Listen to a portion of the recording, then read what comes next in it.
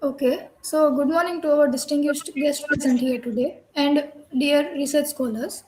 It gives me immense pleasure to welcome you all to today's session of Commerce PhD coursework program. We are truly honored to have you all with us. We extend a warm and respectful welcome to Dr. N. Uday Bhaskar, Professor and Dean, Student Affairs in the Department of Management Studies, Adikavi Ananya University, Raja Mundri, Andhra Pradesh. Dr. Bhaskar holds qualifications including MBA, MPhil, and PhD and is also a UGC NET qualified. With a rich professional experience of 23 years, including 20 years in teaching and 3 years in industry in sales and marketing, Sir brings a strong blend of academic depth and practical exposure. His research contributions are remarkable with 65 international journal publications and 7 national journal publications, along with active participation in seminars, conferences, and faculty development programs. He has also completed 2 research projects, conducted multiple training programs, and has organized several academic workshops and conferences. Sir has also represented his research internationally through presentations in countries like the USA, Malaysia, and Singapore, reflecting his global academic engagement. We are confident that Sir's expertise and experience will greatly benefit all our research scholars today. So, on behalf of the organizing committee and all participants, I extend a heartfelt welcome to you, sir. We are honored to have you here today. Now, may I request you to start the session, sir? Yeah, thank you, madam, from Bhakta Kavi Narsingh Mehta University. Your university name is Bhakta Kavi, and our university name is Adi Kavi. Hope maybe this Yes, sir. platform, at this moment, these two universities uh, joined for a fruitful session. First of all, greetings from Adi Kavi Nana University, Department of Commerce and Management Studies. And I extend my heartfelt thanks to Bhavinash Dodia from BKNU and all the members of the BKNU for this opportunity to interact with the scholars of Gujarat and allied areas. Hope you may be familiar with all the online places, but still it is my responsibility to share few things. So I request all the other members to mute yourself, and if you need any clarification, please unmute and disturb me so that I feel very happy to clarify whatever the doubts you have to the best of my abilities. So while discoursing, please mute yourself. If you have a doubt question, please unmute and ask this is not comfortable or this is I have a doubt, so that Uh, we will do it in an interactive yes, manner. So this is yes, the sir. request from my Sir, they side. won't be able Yeah. to. Yes, sir. They won't be able to have a conversation as this is a one-way conversation. They can only write comments in the comment section, sir. Okay, maybe I'll provide some Yes. time. I'll plan the sessions 1 hour 15 minutes, 1 hour 15 minutes. Let the first session Okay. will have some 10-15 minutes question Yes. and answers. Then maybe five Yes, ten sure, minutes sir. break. Then we'll start the second Okay. session, Okay, and sir. again that may be the idea. If you have any problem inconvenience, Sure, sir. please call me, madam. Is everything all right Okay, sir. Yes, sir. Everything is from all my right. side? And the Okay. comments, yes, sir. The comments will be visible on right hand side. You will be having an option named comments. You can Okay. check the Right. comments from there. Yeah. Okay, yes. Thank you, sir. Okay, ma'am. Okay. Let me complete the discourse, and I'll try to answer at the end of the session. Yes, sure, So sir. hope Sure, sir. everything is fine my side, and let's start the session.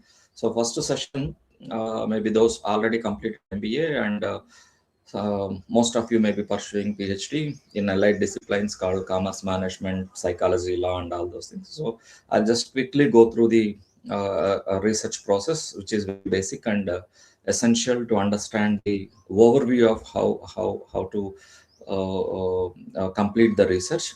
Then there are some specified topics called scaling. There are some specified topics called review of literature, conceptual model development, or maybe the analysis part and all.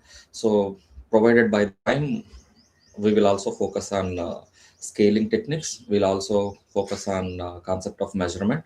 We'll also focus on review of literature. It depends upon the time and pace between you and me. So I would like to begin with the simplest and easiest, and as well as the basic essence of the research process. Those you are already familiar with this. These are all fundamental definitions. However, at the end of the session, I'll also share this particular PPT slides to you for any information on this. So there are a number of definitions are there for research. So these are the definitions which I like most. The first definition itself is very important. It is like the journey from known to the unknown. So known is something like what is already done. Unknown is something like what you are interested in. So any research, let it be a psychology research, let it be economics research, medicinal research, agricultural research, or any research, it tries to bridge the gap between what you are known and what you are unknown. So research Yes, sir. obviously Sir, may I bridges the please gap between. interrupt? Yeah, Yes, sir. yeah, Your madam. camera, I guess it's stuck. Okay. The view of Uh, your camera. Camera is not important, madam. Let me go with that.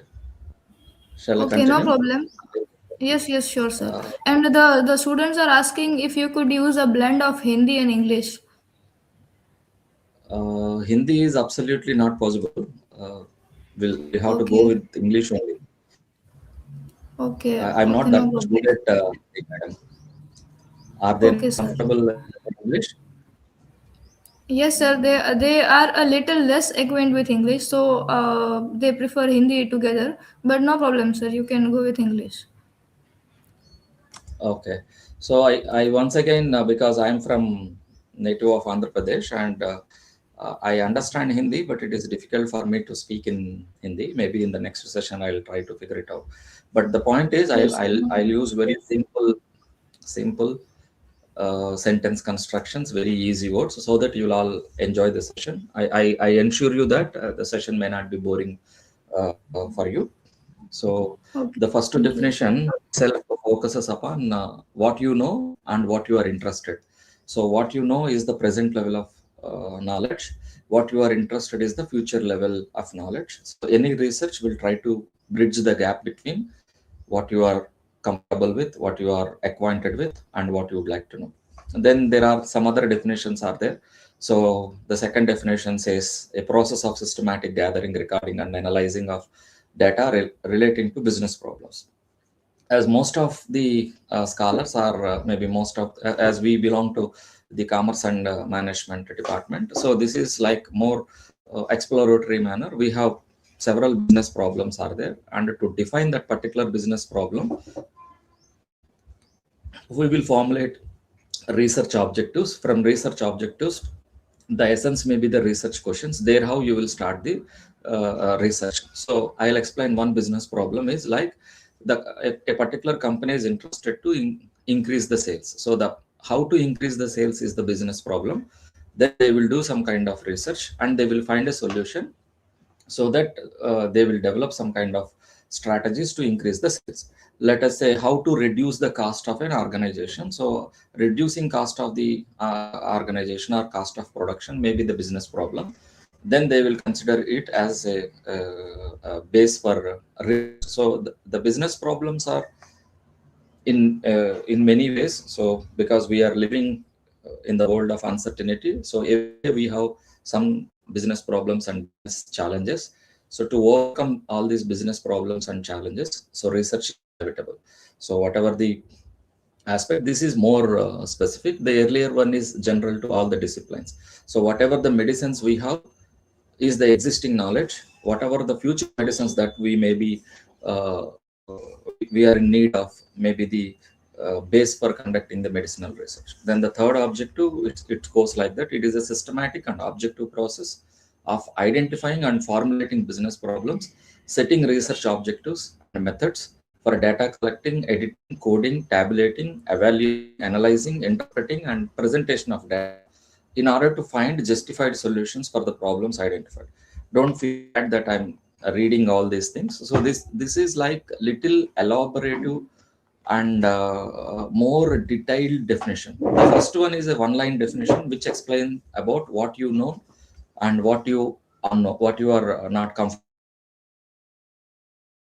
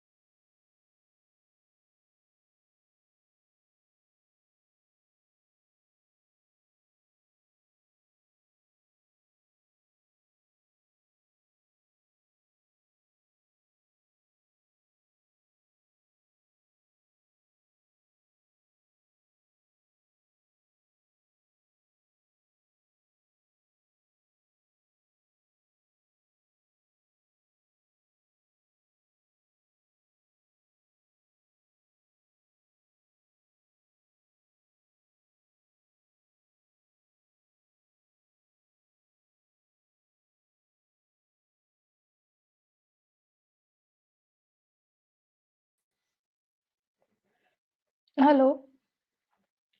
Sir, you are not audible.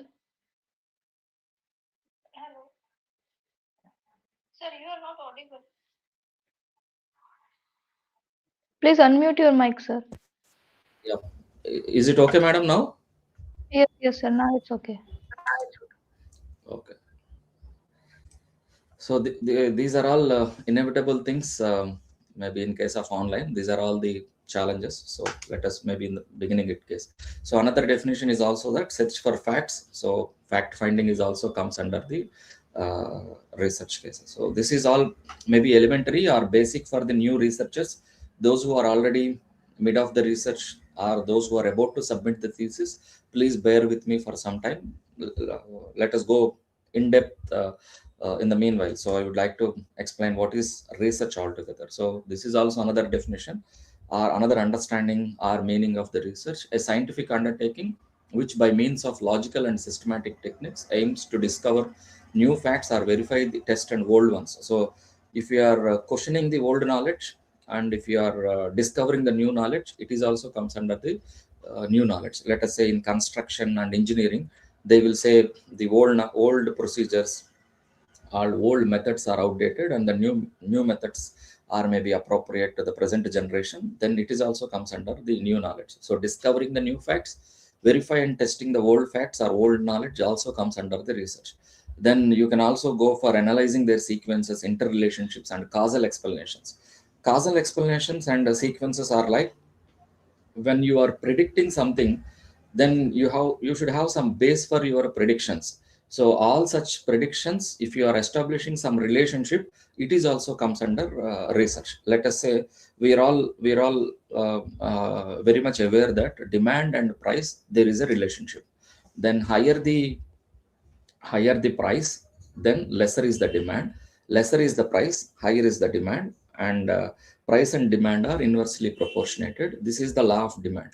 So if you are testing that particular theory, it is also comes under the research. So you are testing the interrelationships between demand and sales, sorry, demand and price. Or you may test the interrelationship between advertising and sales. Then advertising is one variable, sales is another variable, and you are testing the relationship between these two variables. That is also comes under the research. Then causal explanations are something like, what variable influences what variable, comes under the cause and effect.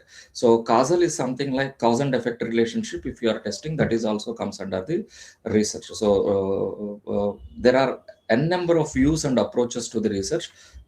Let me go through all these things. So if you develop new scientific tools, concepts, and theories which would facilitate reliable and valid study of the topics selected, then it is also comes under the research part. So if you question, if you examine the old methods or maybe the existing knowledge, or if you are trying to establish the new theories, new facts, or you are discovering new methods of doing the same thing, then it is also comes under the research. And if you are proving the relationships or not proving the relationships, or if you are establishing the relationship between any variables, then it is also comes under the research. Then what is variable, I have already explained. So in business, demand and price are two variables. Demand is one variable and price is another variable. And your research is like how these two variables are related, then it is also research. Advertising is one variable, sales is another variable. How these two are related, it is also research. Let us say employee satisfaction and employee performance, that you are interested in. So employee performance is one variable, employee satisfaction is another variable, and you would like to prove something between these two variables, then it is also comes under the research. Then it is more specific, I mean to say. So this may be the another important aspect, why we should do our research and what is the purpose of doing research. Uh, it is like comfort and convenience will rule the market. So whatever that is comfort, whatever that is convenience as part of lifestyle, or as part of human living, or as part of doing business, then that maybe gives some cues or some factors for originating the research. Let us say earlier there is no phone pay.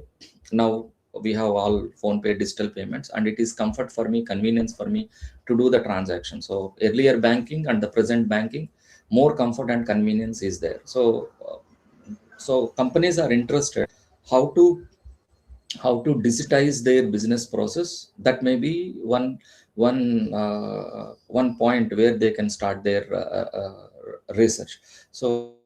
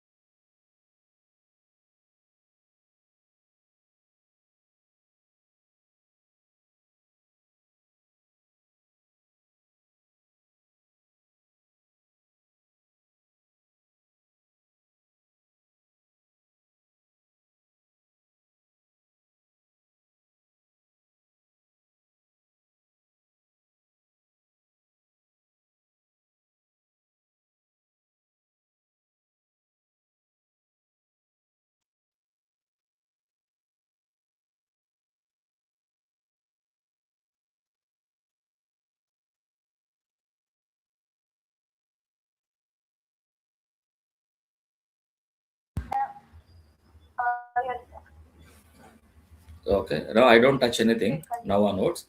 So sorry for the inconvenience and all. Is it okay now? Okay, right. So please stop me if I'm going wrong. So this is like comfort and convenience for the business drivers to progress, to innovate, and to be effective and efficient. And the most important why we should engage in research is for better decision making or effective decision making. So whatever the decisions the business people will, business leaders will take, research is inevitable.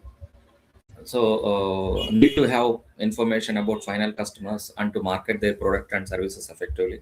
So a lot of decisions, routine decisions, or maybe long term decisions, short term decisions, the companies need to take. So all such decisions also, research is inevitable. So without research there is no progress. I mean to say, without research there is no innovation. Without research there is no maximization of the output or maximization of the benefit. Without research there were no human comforts and convenience. So whatever the products and services which we are using now are the research outcomes of the researchers. So let it be technology, let it be anything. We are now moving into more comfort and convenience zone. All these are the outcomes of a particular. These are the other research. So to take strong decisions and to effectively utilize the resources, to innovate and to progress. So research is inevitable. Research has to be extended, improved, and also challenged, otherwise it will perish. So I already told that you can question the existing knowledge, you can challenge the existing knowledge, or you can propose the new knowledge, or you can establish the relationship between variables, or you can conclude, you can summarize, you can criticize, you can synthesize. Anything you should do so that there should be some meaningful contribution out of your work. So that is what we will understand in a broad spectrum of research. So research has to be extended, improved, and also challenged so that it will progress. So there is no other way of doing the research. So it has to be extended, it has to be improved, or it has to be challenged. So how it has to be extended? Let us say somebody did a research in Gujarat and somebody is extending in Uttarakhand. Then it is called as an extension research. So two people did. One did in Gujarat, another one did it in Uttarakhand. Somebody may do it in Madhya Pradesh. So people are geographically extending the research. Maybe it may be maybe it may be business expansion. Like somebody measured the customer satisfaction in banks. Somebody measured the customer satisfaction in hotels. Somebody measured the customer satisfaction in colleges. So this is also an extension of research. Customer satisfaction is the variable, or satisfaction is the variable. They tested the satisfaction relationship in colleges, in banks, and in hotels. So that that the research will be extended, will be moved from one domain to the other domain, one area to the other area, one business domain to the other business domain. That how the research will move. So this building blocks for theory development. I'll try to explain this maybe after some time. Let me complete the research process. Then you can understand the building blocks. So there are 11 steps of research process is that most of you may be familiar with that. So establishing the need for research, defining the problem, establishing the research objectives, determining the research design, identifying information types and sources, determining methods for accessing data, then designing data collection forms, determining sample plan and size, then collecting data, analyzing data, and preparing, presenting the final research report. So why these 11 steps? This is the detailed research process. In some textbooks there are only 5 steps are there: defining the problem, then determining the research design, collecting the data, analysis, analyzing the data, then the last step is presenting the report. So but this is a little bit exhaustive and elaborative manner. I'll again go through this. So establishing the need for research, defining the research problem, establishing the research objectives, determining the research design, identifying the information types and sources, determining the methods of accessing data, then determining designing the data collection forms, determining the sample plan and size, collecting the data, analyzing the data, preparing and presenting the final research report. If you go through all these steps, then obviously you are it is supposed that you have completed one research project or one research aspect. So let me go through with this in a very quick manner. Establishing the need for the research is like research is not required when the required information is already available. Decisions need to be made immediately. Organizations cannot afford the research. Cost outweigh the value of the research. So there are certain scenarios where research is not required. So I'll have some funny questions like that. What cool drink I should consume? What milk packet I should buy? Or what soap I should use? Then these are very much routine decisions. So for kind of routine mechanized decisions, so you should not use the term called research. So you already know the answer and still you are wasting the time. There is no purpose of doing it. So research is not needed when the decision importance is very small and little. So required information is already available. You already know it. Already enough research is already done in that particular area. So there are 1001 studies are done in customer satisfaction in banks, but still you are doing more research. It is meaningless. So people already submitted many theses on that particular domain and area, and it is fully explored and elaborated, and you'd like to do it again and again, then there is no meaning or purpose of that. Some things, some decisions which are very much routine, which are of less importance, so there is no need for the research. Then if there is essence is like there is some unanswered question is there, and something that unknown is very big and the impact is very huge, then you can formulate, okay, this may be the need for research. Let us say I will explain. uh, there are some handloom weavers are there in Gujarat. I don't know whether handloom weavers are weaving is there in Gujarat or not. So this may be considered as an example. You would like to your objective is that they are not getting proper wages at handloom weavers in Gujarat, and you would like to do how to increase the livelihood status of handloom weavers in Gujarat. Then that may be the essence of the research problem. The formulation of the problem is often more essential than its solution. So this actually most of the scholars and uh, researchers, they take it very light. So they randomly in a very routine manner they define the problem. So problem definition itself takes 1 year, 1.5 year to understand the research problem. If you know the problem, what exactly you are doing, for what you are doing, then half of your research is completed.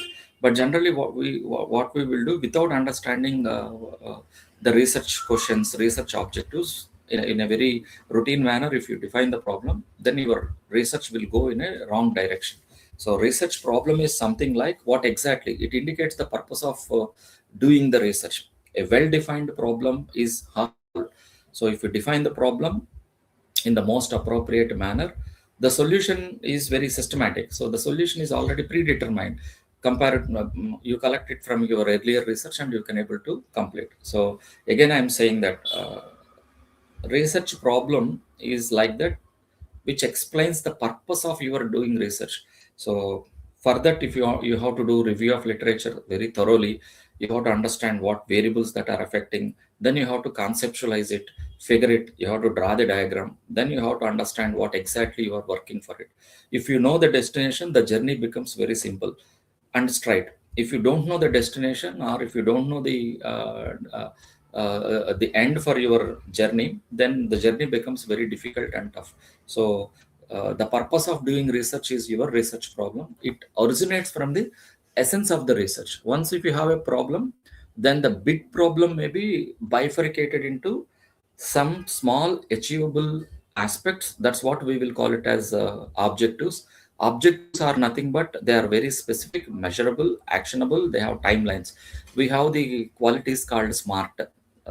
Research objectives should be SMART. SMART means S for specific, M for measurable, A for actionable, T for timelines, R for reachable. So whatever the research objective, then if the research objective satisfies the specificity, actionable, measurable, reachable, then obviously you are more specific. You know what exactly you are doing. You have timelines, you have boundaries, or you have territories, so that you can play, or your research field has some territories. I would like to do research in a particular domain, then I have the boundaries of my research, then I can able to complete it. Suppose somebody will that there are certain research questions are there. uh, some company defined the problem like, I want to increase the sales. So I want to increase the sales, or a company wants to increase its sales. Then if it say like that, it is not specific. Then you can further refine the problem statement like that.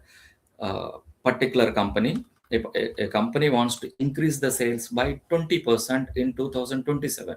So you are mentioning, you are adding two words called, one you are added percentage, that is 20%.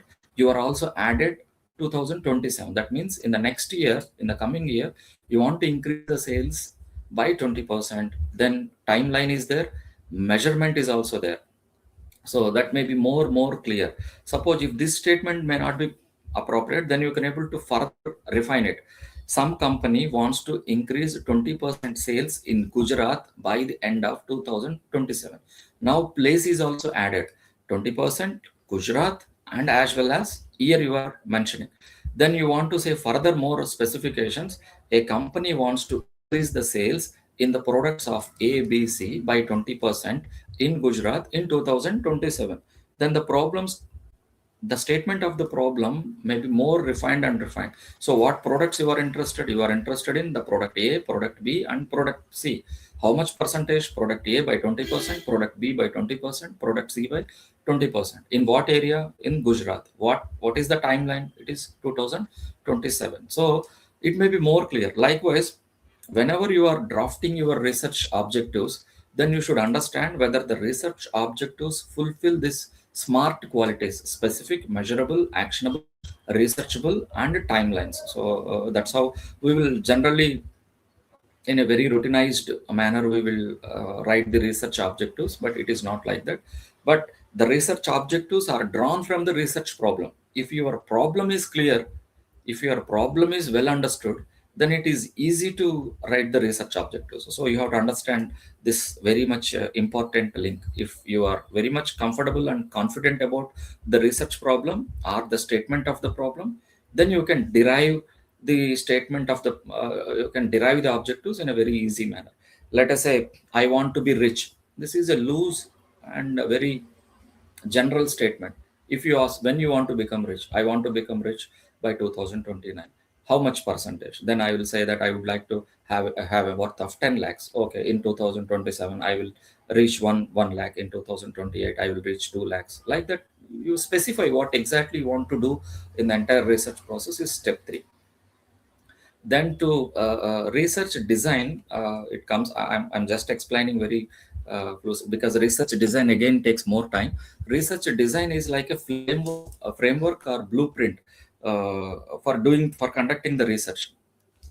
What is blueprint is very simple, is like, you have certain objectives and you want to achieve those objectives, and you should have a blueprint or framework or support structure to achieve that particular objective. Is nothing but your research design. I will explain in a very simple manner. Let us say you want to construct a house for your own. So you want to construct some small house for your family. Then the blueprint is like how your house will look like. So this is the bedroom, this is the hall, and this is the kitchen, this is the dining area. And you will have certain blueprint or miniature plan, which will give you some understanding about the overall aspect. Suppose if you want to do a research, then the entire research, you should have some blueprint. You should prepare a blueprint, or you should prepare a miniature for it. Then you should study the miniature, and any modifications and corrections you do it in the miniature, then our blueprint, then you do the research. So you cannot construct a house without a plan. First you should have a plan, then you should know the dimensions of your hall, kitchen, bedroom, etc. Then you actually start the construction. Likewise, before doing the research, then you should have a particular framework or blueprint. So what are the steps, procedures, or actions that you are going to take, so that your research objectives will be fulfilled? That is what we will call it as research design. There are three research designs are there: exploratory, casual, and descriptive research are there. Maybe time permits, I'll also focus on those aspects also. Then we have identify information types and sources. Most of you may be comfortable with this. So what data, what kind of data fulfills the objectives? Again, I'm coming into the objectives and the problem.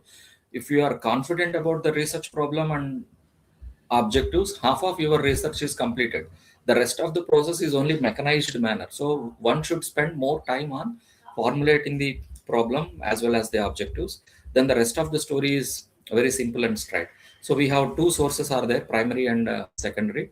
So primary data means when you are collecting the data for the first time afresh, we'll call it as primary data.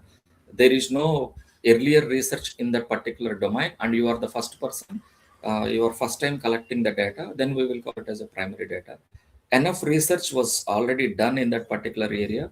Research evidences are there. You would like to extend the data, you would like to improve the data, or you are criticizing the existing research, then secondary data is useful. Most of the economics research, most of the accounting research need the secondary data. So already is available, and you would like to draw some meaningful conclusions from the existing data, then we will call it as the secondary data. Somebody would like to know the effectiveness of 5 plans in India, then already 5-year plan commission is there. What are the developments through 5-year plans? There are certain data, there are some variables they can extract and they can do it. Suppose you would like to know the quality parameters of a retail store, then nobody did it earlier, and you are first time collecting afresh, because quality parameters will change day by day. Then we will comes under the primary data. Primary data means first time afresh you are collecting.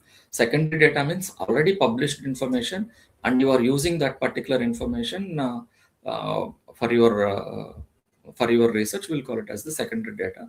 You should also check whether the data sources will fulfill the research objectives or not. So we have determining methods of accessing the data. So primary, secondary data, you can have most of are dependent on the Google uncle. Now chat GPT is also there, so AI tools are there. So this generation is having the advantage of AI. So if you know the data requirement, then you can effectively use what AI tools will fulfill your data requirement. If you don't know the data requirement and nobody helps you, so what data exactly you are in need of, if you ask AI, then AI may help you to fulfill that particular data requirement. So all kind of AI databases, internet library are all comes under the secondary data. So primary data, if you are conducting through telephone interview, mail, online, face to face observation, all these things comes under the primary. So I'll give an example. You want to know the sales statistics of a retail store, it comes under the secondary data. So 2025, how the sales trend, 2024, what is the sales trend, 2020, what is the sales trend.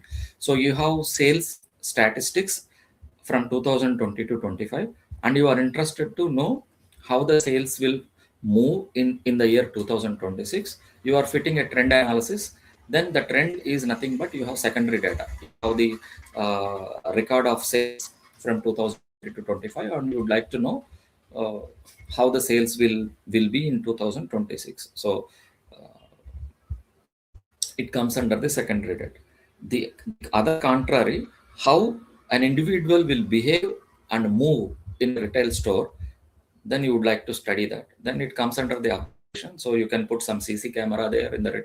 I think most of the retail stores have CC cameras, and you are watching the CC cameras, and you are knowing whether the average time of an individual to spend in a retail store, and the average quantity that he will consume, whether he will move right or left, and what is his average eyesight.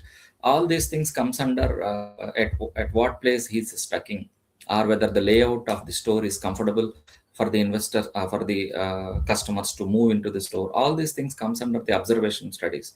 If you can adopt some questionnaire, or you can conduct some interview and all, these are all comes under the primary data.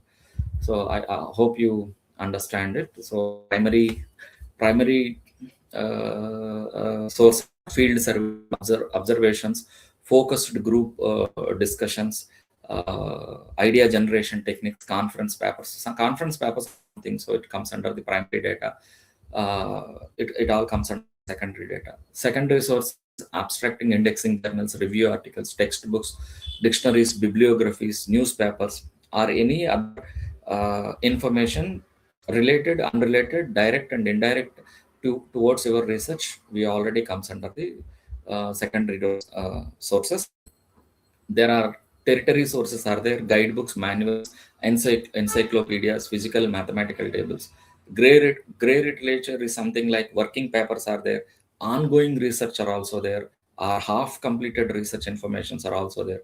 It is also comes under gray literature, unpublished information. So types of information sources are like that. So this is all again questions, what specific exact data you are in need of. If you know that, then it is comes under primary and secondary. No research is 100% secondary. No research is 100% primary.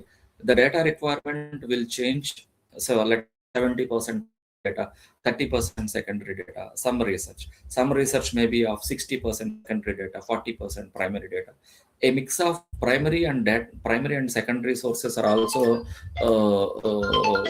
it is okay. So it is not always primary data, it is not always secondary data, so you can have a mix of it. Primary secondary data sources will be there. 100% primary data, 100% secondary data is not required in most of the scenarios. So we have sources of research informations. We have books are also there, several databases are also there, journal articles are all there. This is a ocean of the information because of this digitalized era. So we have several sources are all there, and all the sources are open, but you should have more patience and time and interest, what exact data you are interested in. You should act like a detective, or for accessing the data, collecting the data, especially for the secondary sources. I think Vidyanidhi, Inflibnet, ProQuest is there. Then EBSCO is there, Emerald is there, Science Direct is there, Taylor and Francis databases are there. Some universities, they can afford the databases, and if a university is not afford, that's not a big issue. You can go to their IIM or Central University, and you can access the paid databases. So Google is accessible to all, but for kind of some kind of database called Center for Monitoring Indian Economy, CMIE, and all these things, you want to access balance sheet of a particular company for a period of 15 years, then you access the database nearby central universities, or maybe IIMs, IITs, and which they can affect. The data collection forms, again, this is also, once you know the data requirement and how you are supposed to collect data, is the data collection forms are also there. We generally used questionnaires, or sometimes a schedule, sometimes observation and all. So the method or the form which how you are collecting the data should also be incompatible with the data requirement. So you are collecting primary data, and for collecting primary data, you'd like to capture the emotions and feelings. Whether questionnaire is sufficient to capture the emotions, or observation is sufficient to capture the emotions. I would like to uh, know the emotions of my customers. So generally, most of the cases questionnaires they use, and uh, the respondent won't understand the intention of the questionnaire, and he will simply fill the questionnaire, and ultimately it becomes meaningless. So what exactly you are measuring, how you are measuring, the method of measuring is also comes under the design and data collection process. There should be high fit between the data requirement as well as the method of collecting data. Usually, questionnaire they use, schedule they use, If the respondent answers are willing to share his information, we will go with the questionnaires. Questionnaires are used for emotions, feelings, love, maybe other loyalty aspects, anything. Observations are maybe known observations are there, unknown observations are there. Then schedule means if the respondent is not interested to answer all the questions, selectively he is interested to answer the questions, you can have a schedule. The difference between questionnaire and schedule is like schedule is also consist of questions, but there is no predetermined sequence. So you can ask the questions as per the interest of the respondent. Suppose if I ask what is your age, if you are willing to say okay, then I will ask what is your income, then I will ask whether you are married or unmarried. Suppose you are not interested to share your marital status, so I will skip that particular questions. Then I will ask your family size, your education. You are not interested to share your income, then I'll skip the questions. Then I'll ask another question. So schedule is like there is no sequence, predetermined sequence is not there. But questionnaire, there is predetermined sequence is there, one after the other. The question, it consists a list of questions. So measurement of data, I would like to skip here, but this model is very important actually. Measurement of data, when we talk about the data collection, it is like what attribute you are measuring, that is more important. I'll spend only 1 minute here.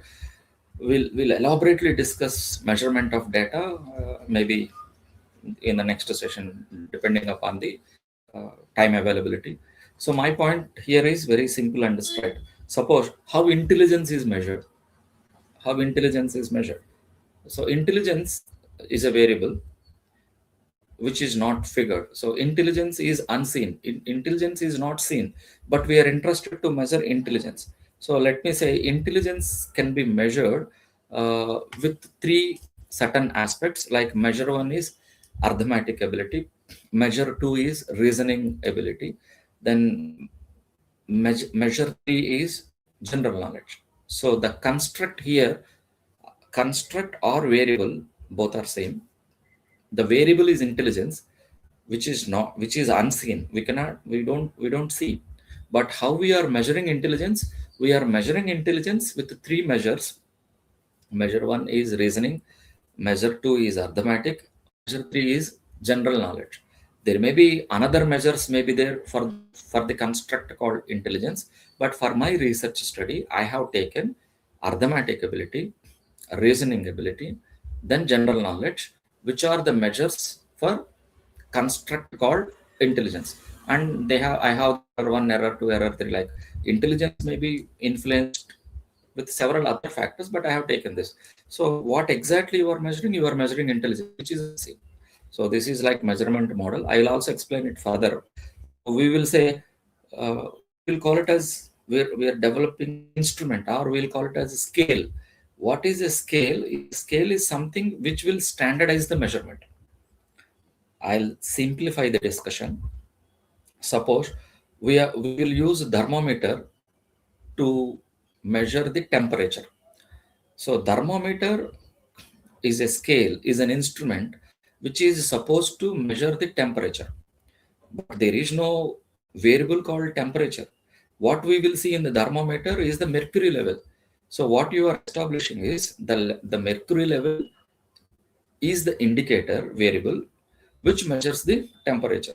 So here temperature is invisible, but temperature you are understanding with the mercury level. So you developed some scientific instrument, you named it as thermometer, then the level of mercury level in the thermometer indicates the temperature. So you establish some kind of scale. Let us say you are measuring temperature with some digital thermometer. There is no mercury level in the digital thermometer, it is only numbers, but it also measures the same variable called temperature, or same variable called temperature, but the process is different. But if you do the number of iterations in the more systematic manner, whether it is really measuring the temperature, then we will call it as a scale. I'll repeat it again. Suppose you are measuring a variable called customer satisfaction. Customer satisfaction is unseen. Customer satisfaction should be placed in the construct. So how you are measuring customer satisfaction? You ask certain questions. So there are 10 questions are there, which are meant to measure the customer satisfaction. Question one is measure one. Question two is measure two. Question three is measure three. Like you are asking 10 questions, the responses of these 10 questions will help you to understand the variable called customer satisfaction. That's how you should understand it.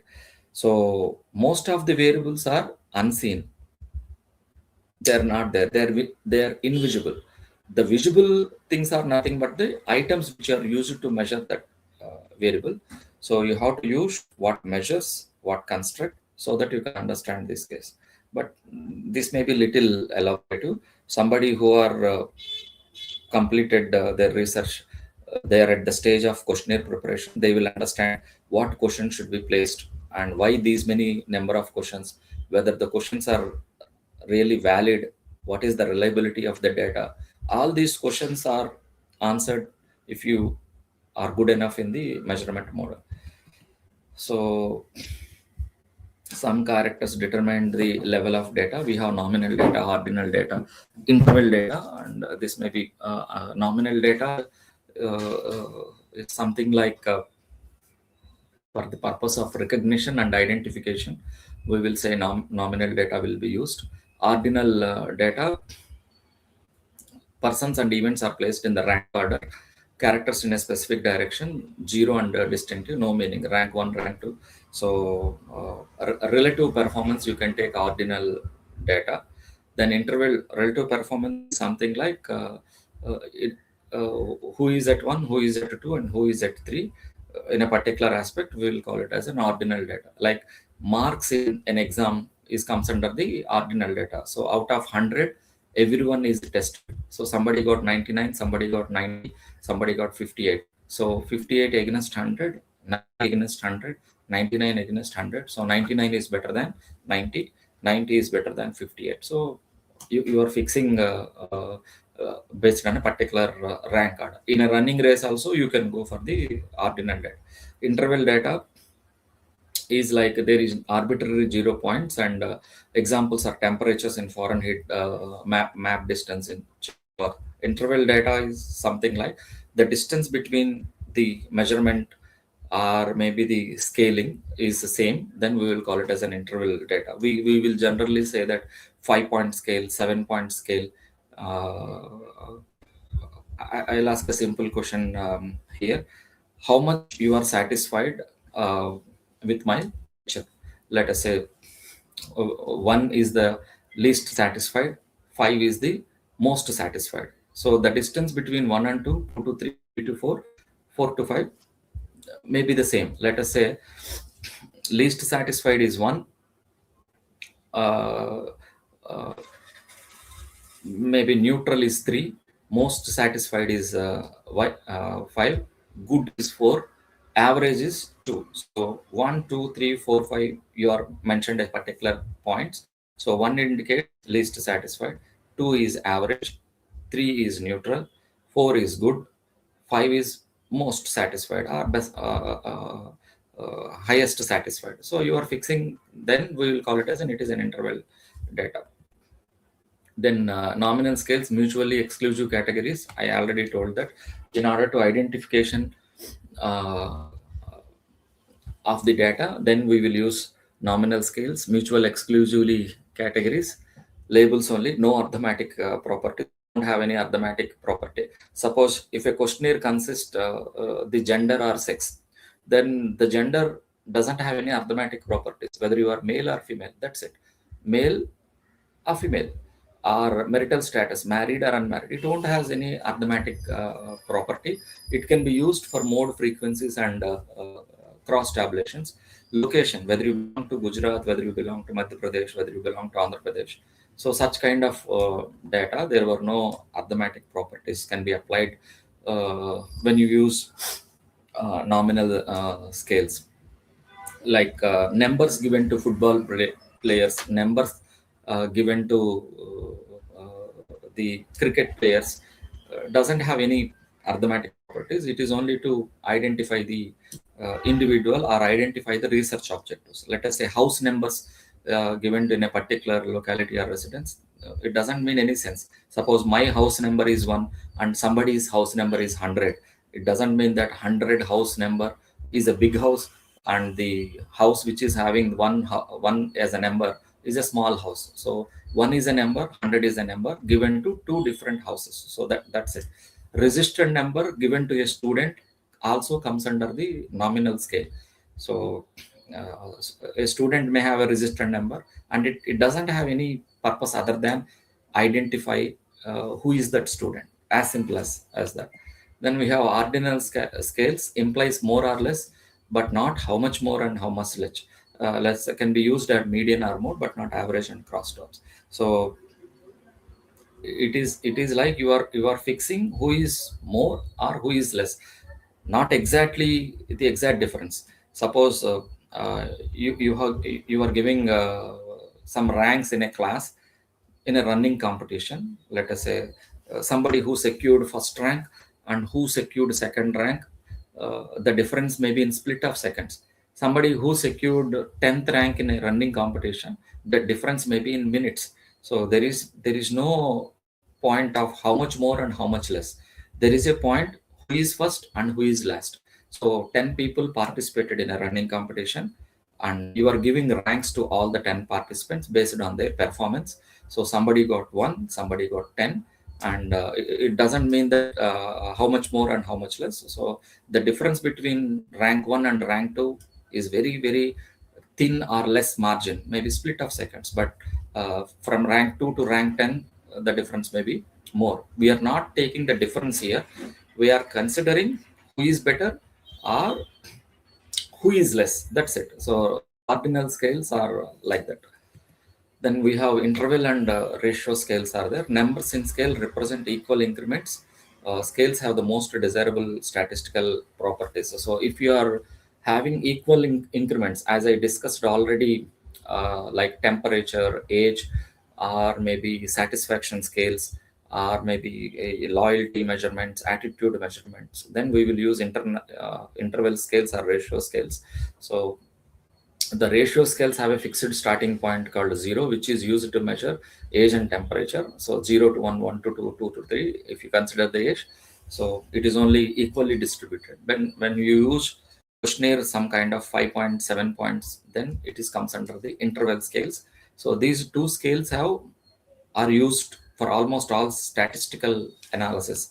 You use regression, you use correlation, or you use structure equation modeling, or any other case. But the scale should be compatible. So if you use nominal scale and conducting some structural equation modeling for a regression, it is not suggestible because the scale won't fit.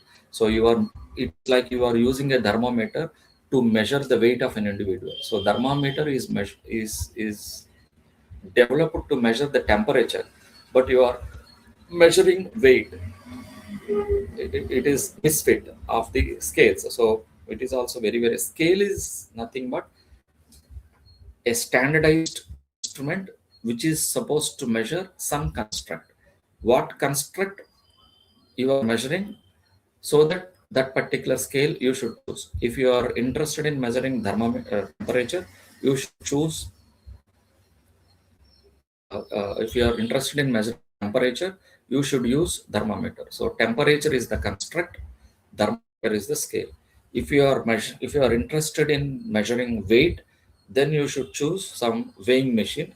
Weight is the construct, weighing machine is the scale.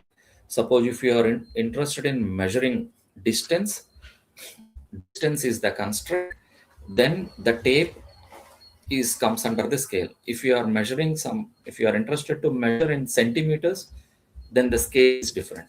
If you are interested to measure the distance in kilometers, then the scale is different. So construct is something what you are interested to measure. Scale is something, the standardized instrument which you are supposed to use to measure that particular construct. So already scales have been developed for almost all constructs. Like suppose you are interested to measure customer satisfaction. Customer satisfaction becomes the construct or the variable. There may be having some standardized scale.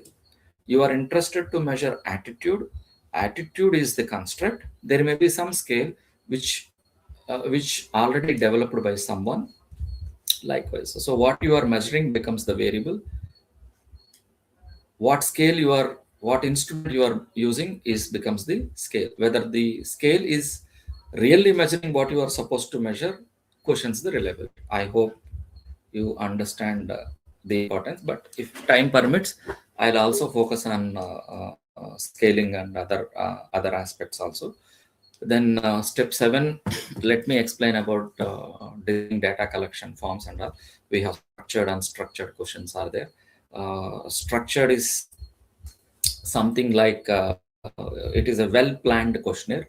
Unstructured questions are depending on the mood and situation, willingness of the respondents. So you can add some more questions, you can discard some questions. That is like so in case of a personal interview, unstructured questions will be there. In a questionnaire it may be structured. So structured means it is well planned, you are confident about for what you are support collecting the data. Then we have disguised, undisguised studies are also there. uh, Disguised means when the responses are giving the true response or they are giving only for the sake of giving. You can cross check their responses. Let us say at a particular instant somebody may using the questionnaire of 70 questions or 80 questions. At one point of time I told I like sweets. uh, I like sweets. I have given the response called I like sweets. But at some other case, how frequently you buy sweets? I answered I never buy sweets.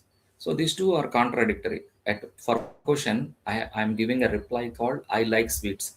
The other question, if you are asking that how frequently you buy sweets. I have given a reply I never buy sweets. These two are contradictory. So you should also test the reliability, dependability of the respondent and their responses. I think these are all you may be knowing basic question response formats: open-ended, close-ended, and scaled responses. Open-ended is something like an elaborated manner, which are very much difficult to understand in the research. Let us say, in your opinion, write about the comment on the Gujarat Prime Minister development. Then it is comes under the open-ended question. So it is like a paragraph. Paragraph. So it is very difficult to understand, interpret the intentions of the responses. Open-ended means you are asking a question and you are eliciting responses from the respondent. We'll call it as open-ended. Close-ended is something like you are already limiting the responses, and within that particular limit, the respondent has to answer. Let us say, I would like to know your income level. Then I will say your income level is like 0 to 10,000, 10,000 to 15,000, 15,000 to 20,000, above 20,000. I am giving more brackets, and you have to choose one bracket. Will comes under the close-ended. Open-ended is like that. How you spend your income. If I ask a question like how you spend your income, it comes under the open-ended questions. I want to make these open-ended questions into close-ended questions. Let us say, give your priority of spending. I spend on shopping this much of percentage, uh, maybe investment this much of the percentage, insurance this much of percentage. Like I am earning 100 rupees. Out of 100 rupees, shopping is 20%, insurance is some another 20%, 40%, 60% is for investments. So close-ended are more easy to interpret, more research friendly, analysis friendly, but open-ended questions are very difficult. The respondent also may not give. It is difficult to understand the intentions of the respondent. That is scaled responses. We already discussed what is a scale. Scale is something a standardized instrument for a particular research variable or constraint construct. So scaled responses also you can go for it. I think these are all self-explanatory. Don't worry. Yes or no, have not, male, female. All these things comes under the open-ended or closed-ended. I will ask a simple question. If I ask you whether you like my lecture, yes or no, it is comes under open straight question. If you can say I like my, you may like my lecture or you don't like my lecture, yes or no. I want to change it into scaled responses. I would like to know how much you like, how much you like. I would like to know the satisfaction about my lecture. Let's say I will give you a scale of 1 to 5. Let's say 5 is highly satisfied, 1 is highly dissatisfied. Then it is comes under the scaled response. Then I also reframe the question. Uh, what are strengths and weaknesses of my lecture? Then it comes under the open-ended question. You have to answer where I went well, where I didn't went go well. So all these things are open-ended questions. For the same question, you can formulate the question into open-ended, closed-ended, or scaled responses. But in case of male or female, there may not be having any scaled responses, either male or female or transgender. That's it. So it comes under the close-end uh, response only. Let us say marital status, married, unmarried, or divorced, or something. So it's all, most of the cases it is closed-ended. So most of the questionnaire consists of close-ended questions, and it is easy to code the data, and it is easy to analyze the data. And if you have more close-ended questions, then that is good. Then the reliability, as I told in the earlier cases, whenever the questionnaire, if you are adapting, you should also focus on the reliability and validity of the data. Reliability is something like person responds in the same or similar manner to an identical or nearly identical measure. So repeatability, reliability can simply be defined as the degree of consistency with which a scale measures a specific attribute. So how far, if you use it repeatedly, you are getting the same result, then we will say the reliability of the instrument or the questionnaire is high. Let us say you purchased some weighing machine and you taken some 10 random scores. Like first random score your weight is 80, second random score your score is 80.5, third random score your weight is 79. Like every time the weighing machine is showing different scores for your actual weight, then the weighing machine is not reliable. If you tested it for 100 times, for 100 times it is showing the same figure, then the weighing machine is reliable. It is as simple as it is. Every time if it is showing a different figure, a different result, that means there is no problem with your weight is same, but the machine is showing different figures different times. That means the machine has some problem, the weighing machine has some problem, that is not reliable. You are conducting a questionnaire, and the question is understood by differently by different individuals, then the question is not reliable. That means your question is not reliable. You reframe the questions so that the reliability should go up. Reliability means every respondent should understand the questions in its true sense of the researcher. So researcher's interest is different, respondents understanding is different, then the reliability issues will be there. Then validity, the ability to measure, the validity of the measure being used to actually measure what it is supposed to measure. So you are taking an instrument, whether it is supposed to measure what it is supposed to measure, we will call it as validity. If you use a thermometer to measure weight, it it may give some kind of figure or value, then it is not a valid test. Validity means whether you are using the appropriate instrument to measure what you are supposed to measure. Suppose for weight you should take weighing machine, for temperature you should take thermometer. Suppose you are measuring customer satisfaction, but you used scale related to customer loyalty. Some responses you will get, some analysis you complete, but customer satisfaction is different, customer loyalty is different. Then here is the question called validity. I hope you understand what is validity and what is reliability. Reliability means if you do the same experiment many times, you will get the same answer. Then it is reliable. Like 2 plus 2 is 4 every time, anytime, all the time, any place. Validity means whether you are really using a particular instrument which it is supposed to measure is validity. So the questionnaire should be reliable as valid. In SPSS and other statistical analysis, you can easily test the reliability and validity of the questionnaire or the data. If the reliability and validity is low, it means that you have to change the questions, you have to change the question pattern of the questions so that the reliability and validity should go up. Let us all maybe I know that the average listening time is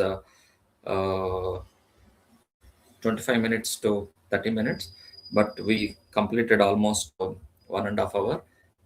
I'll take a break here, and I'll also ask you to take a break. And if you have any questions at this point, we'll have a questions. Then we'll break for 10-15 minutes, and we'll again come back. So I'm open up to this extent. If you have any questions, to the best of my ability, I'll try to answer. Please. I don't know whether I met your expectations. You have to excuse me that I'm not that much good in Hindi. You have to bear with that. If you have any questions, please type in the chat box.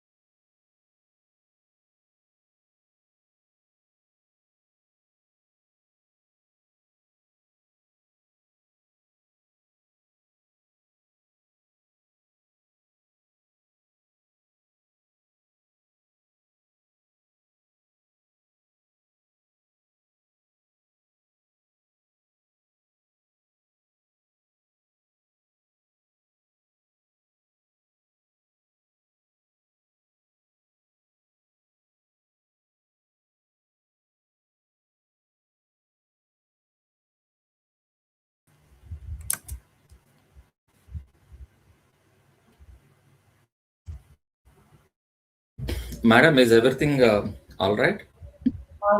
Hello. Yes, sir. Yeah. Okay, madam. Shall I start, madam? I am sharing the PPT.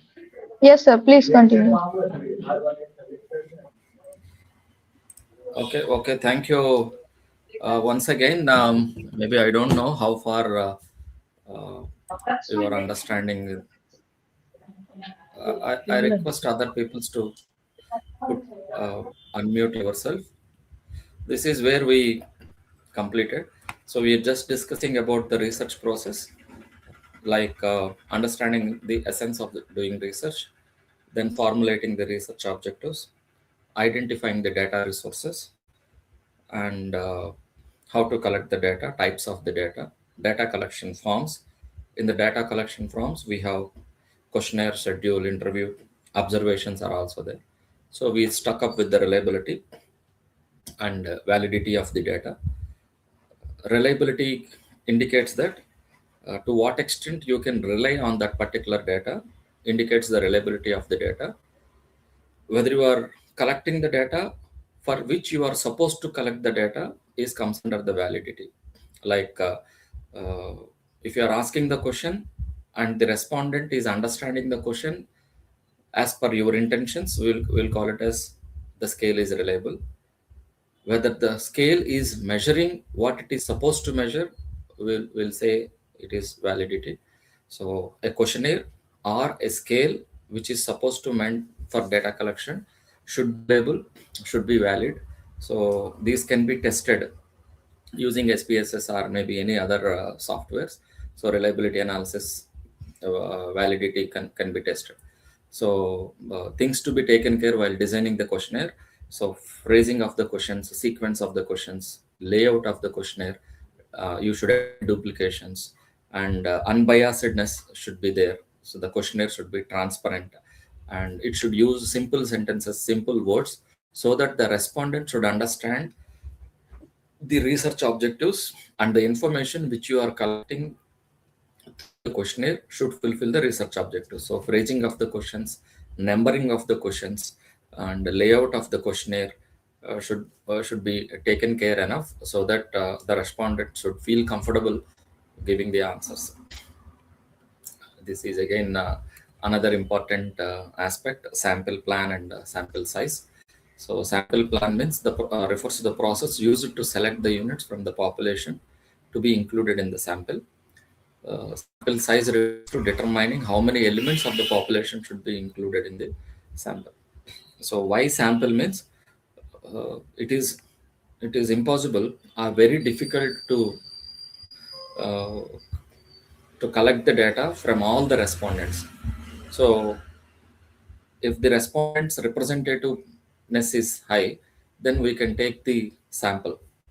So sample studies, most of the exploratory research or most of the management commerce related research, they adopt the sample plan rather than the complete enumeration or 100% enumeration. 100% enumeration means you are collecting the data from all the respondents. Suppose my example, it is an example that the research study is to uh, know the employee loyalty of a particular bank, let us say State Bank in India. So you would like to measure the employee loyalty in SBI in India. So India is a very big country. You have lakhs of branches, SBA networks are there. So it is humanly impossible, a very difficult, time consuming, money consuming to collect the data from all the employees from all the branches across the country. So what you can do is you can find some sample. The sample is a representative of the population, and you analyze the sample, and you are going to generalize about the uh, findings to the population. We'll call it as a sample. So sample plan indicates who will be sampled and how they will be sampled. Do you want a census or sample survey? It is also a question. Census survey means complete enumeration. You are collecting the data from all the entire population. Sample survey is like you are collecting some selected, identified uh, representative of the end population, and you are going to generalize the results to the entire population. Let us say in a class consisting of 100, you would like to take the average height of your students. So census means you are collecting the height of one first student to the 100 student, and you are taking the average, then you will get a good result, and the result is 100% perfect. So otherwise, you can take 10% of the samples. Population is 100, 10% of 100 is 10. Then you can take the height of the 10 students. Then you can able the average weight of these 10 students. You can generalize to the entire class. In a class of 100, you can either conduct a census survey or a sample survey. Let us say you want to take the average height of the students in Gujarat. So we'll take an example. In Gujarat, there will be 5 lakh students.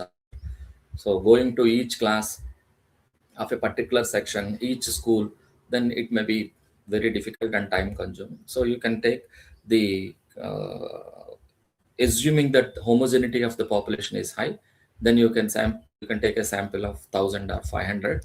Then you take the 500 height of the students in Gujarat, and you can calculate and you can generalize to the this might be the average height in Gujarat. So that's how you can able to go. Then in case of sampling and non-sampling, there may be errors will be there. That we will call it as sampling errors. So to avoid the sampling errors, we should have a sampling method. Sampling method means the way and how you are collecting you are collecting a sample from the population is what we will call it as a sampling errors. Sampling errors represents type 1 error or type 2 error. So whatever the sampling method that you adopt should minimize the sampling errors. Non-sampling errors may occur during the data collection. These are related to poor design or execution of the data. These are not related to sampling. Respondent bias or the researcher bias will be there. So intentionally, if the respondent is giving wrong answer, or intentionally, if the researcher is recording wrong answers, then it maybe comes under the non-sampling errors. Either it may be sampling error or non-sampling error. It will indicate the total research error. So we'll also discuss about research errors also. Step 9 is collect the data, identification of wrong objects, interviewer bias, respondent reluctance to respond accurately, respondent inability to respond accurately, and respondent fatigue. Let us say what is respondent fatigue is, if a questionnaire consists of more questions, let us say 100 questions are there, and the respondent very much interested for the first 10 questions, and later on his enthusiasm and interest will come down. Let us say the respondent may be answering like all ones, all twos, all threes kind of thing, because he's not interested to fill the questionnaire. Just he will put some kind of tick marks in the questionnaire, and he will give it to the researchers, because the respondent is not interested, or the respondent is reluctant to give his opinions to the researcher. Then there is no meaning of doing the research. So you should take respondent time, you should borrow the respondent time, then you should offer some incentives like some chocolate or cool drink to the respondent. Take time, make him to sit comfortably, then you can adopt the questionnaire process. Only for the sake of data collection and all, respondent fatigue is high, then whatever the responses you collect from the respondent is are all wrong. Then analyze the data. Once you receive the data, then you have to clean the data cleaning will be there, coding will be there, editing will be there. Let us say clean the data, it's not washing the data. Some outliers will be there. Outliers are something like, you asked the age of the respondent. So generally age of the respondent lies between the value of 0 to 100. So 100 is also not possible, 0 is also not possible, because if somebody is answering a questionnaire, means he should be educated. That means the respondent age may be between 15 to 90 years. Suppose wrongly somebody has entered the age of a respondent is 125. So humanly we cannot expect the age of an individual is 125. So you are feeding that particular data, that particular 125 as age into the system, which is meaningless. So we will call it as outliers of the data. Then those data has to be removed. Those questionnaires has to be discarded either in the pilot study or where in the data collection process. A questionnaire has an options of 5. That means the respondent should answer between the numbers of 1 to 5, but wrongly some respondent answered 7. That means 7 is neither a correct answer nor a wrong answer. It is not at all considered as an answer. So the value should be between 1 to 5, but somebody wrongly entered as 7 of a particular question, which is also should be excluded. So cleaning of the data is something like data entry errors, values should be checked properly. Then only you can run appropriate analysis. Once the data cleaning outliers were removed, then meaningful interpretations from the data will be there. Then final step 11 is like prepare and present the final report. So final report often by the research objective in a clear and concise way. The need for good report cannot be overstated. It is the report and its presentation that properly communicates the results to the client. Suppose somebody has given a research report and they are very much interested in your research findings, not the process, not the pain or the problems or challenges which you are faced in the research process. The research report should be very simple and straight, and it should be very focused manner. You should only offer the solutions. You should not explain all this theory, your steps, etc. is not required. So somebody has given a research what medicine or molecule cures cancer. Then you fortunately found that this medicine or molecule will cure the cancer. Only one line you can state, okay, this is the molecule which is going to cure cancer in this manner. Most of the big research reports have the research reports in 1 page or 2 page. The entire result or essence of the research should be communicated in a report, because your client or the person who is listening to your research may not be interested in entire the methodology, process, sampling, data collection, data analysis. This is all not required. So your finding should be in a very clear and precise manner, and actionable manner. You should give the report. So this is what step 11 uh, is to be there. So effective aspects will be there. If you have time, then we will focus on research design or sampling. You please explain me which one you are interested. I'm good at both research design and sampling. If you are interested in research design, we'll go for research design. If you are interested in sampling elaborately, we'll go for sampling. Or if you are interested in measurement, we'll go for measurement. So it is your interest. If somebody gives an idea, then it will be really helpful for me.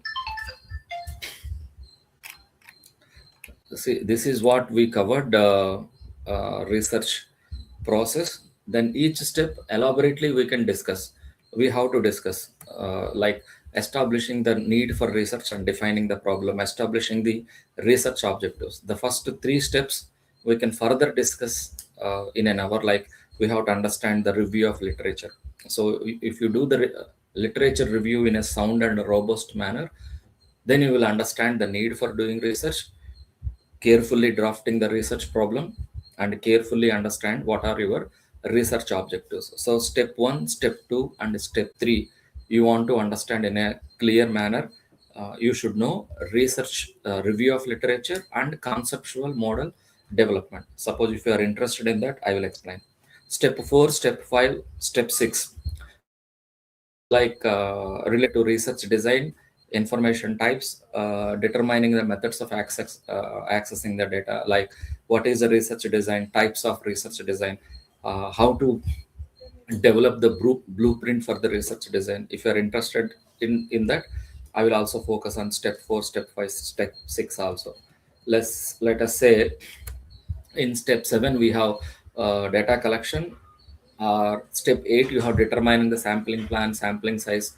Then we should understand sampling method, types of sampling plans, and that again takes huge aspect. So here my point is, which part you are more interested. I can deal with sampling, I can deal with research design, I can deal with review of literature, or any of the topic which you are interested in the entire process. This is only I have given the overview how research will takes place, and each step we can again focus in a more elaborative manner so that you can understand. At least you should have some takeaway points to that. Madam, if you are listening to this, you please unmute yourself and explain me what specific topic you want me to cover. Otherwise, I will focus with the uh, research design.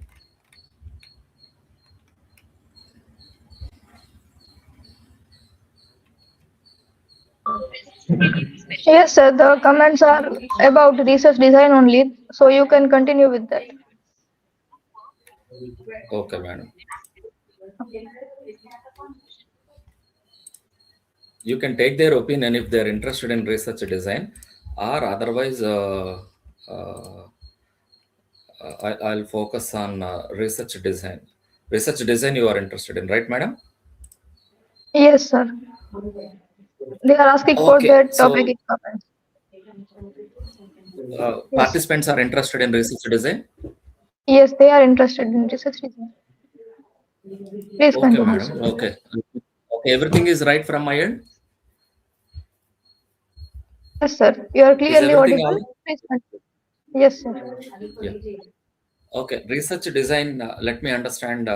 So this is the framework of research design. So don't worry about the number of slides. Don't worry about the steps and all. But understand the essence of why we are preparing the research design. So the base for the research design is research problem. So we have already discussed about what is a research problem, our statement of the problem, which will explain the purpose of doing research. If somebody asked about why you are, what is your purpose, or for what you are doing research, if you are in a position to explain in one statement, that one statement is nothing but your research problem. That is the step one here. Identify the research problem, step one. Then refine into clear, concise research hypothesis. Identify the data requirements. Identify and form analysis to test hypothesis. Then interpret and communicate results. So research design facilitates, it provides a platform, or it will provides a structure so that your research problem get answered, or the research problem will get some solution to it. So once the problem definition is over, then the research design comes into the picture. So what research you have to uh, case. So earlier, I think the earlier slide and this slide, there is a change. So the first one is identify the research problem. In the box, the problem is already defined. The research problem, it is an example: impact of online channel usage on customer profitability. Somebody is interested to know the impact of online channel usage on customer profitability. That's it. That is the research problem. Then refine into clear, concise, researchable hypothesis. I'll go back. So this is what the process of research design. This is, I'm taking an example. The second step in research design is refine the research problem into more clear, concise, researchable hypothesis. So we have hypothesis formation and hypothesis testing. What is hypothesis? Also, we will discuss in this. So online adoption causes increased customer profitability. So the problem is, somebody want to know impact of online channel usage on customer profitability. Then the hypothesis thesis, hypothesis is nothing but some kind of a statement, or some kind of predictive statement. You can consider it as a statement which is possible or which is not possible. If you prove, the statement becomes true. If it is not proved, then the statement becomes not proved or false. So online adoption causes increased customer profitability is the hypothesis, which is framed from the research problem called impact of online channel usage and customer profitability. Then you have to identify data requirements for that. So customer profitability is one variable, online status is one variable, demographics is one variable. So what data you are interested in, so that the hypothesis, you have to prove the hypothesis. So then identify and perform analysis to test hypothesis. comparison of profitability between online and offline customers, then you are finding a conclusion that there is no difference in profitability. That means uh, either online or offline, both are same, and there is no specific advantage of online over customer profitability. So you again go through this all these 5 steps. Step 1 is identify and define the problem. How the problem is defined is impact of online channel usage on customer profitability. That is more formulated into a researchable hypothesis. The hypothesis says online adoption causes increased customer profitability. Then identify the data requirement. So you should measure what you are supposed to measure. For this hypothesis is customer profitability you should measure, online status you should measure, demographics you should measure. Then you adopt some kind of a scale to measure customer profitability, online status, and demographics. Then identify and perform analysis to test hypothesis, comparison of profitability between online and offline customers.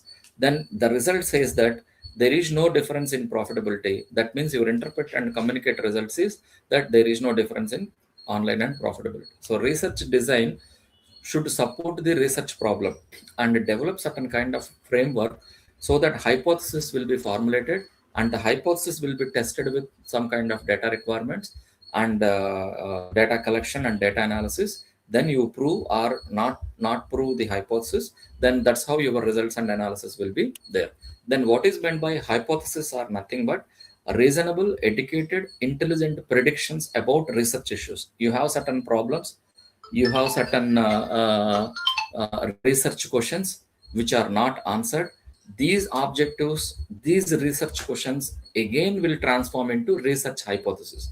So research hypotheses are not special. You have certain research questions which are originated from research objectives. These research objectives you carefully transform into hypothesis.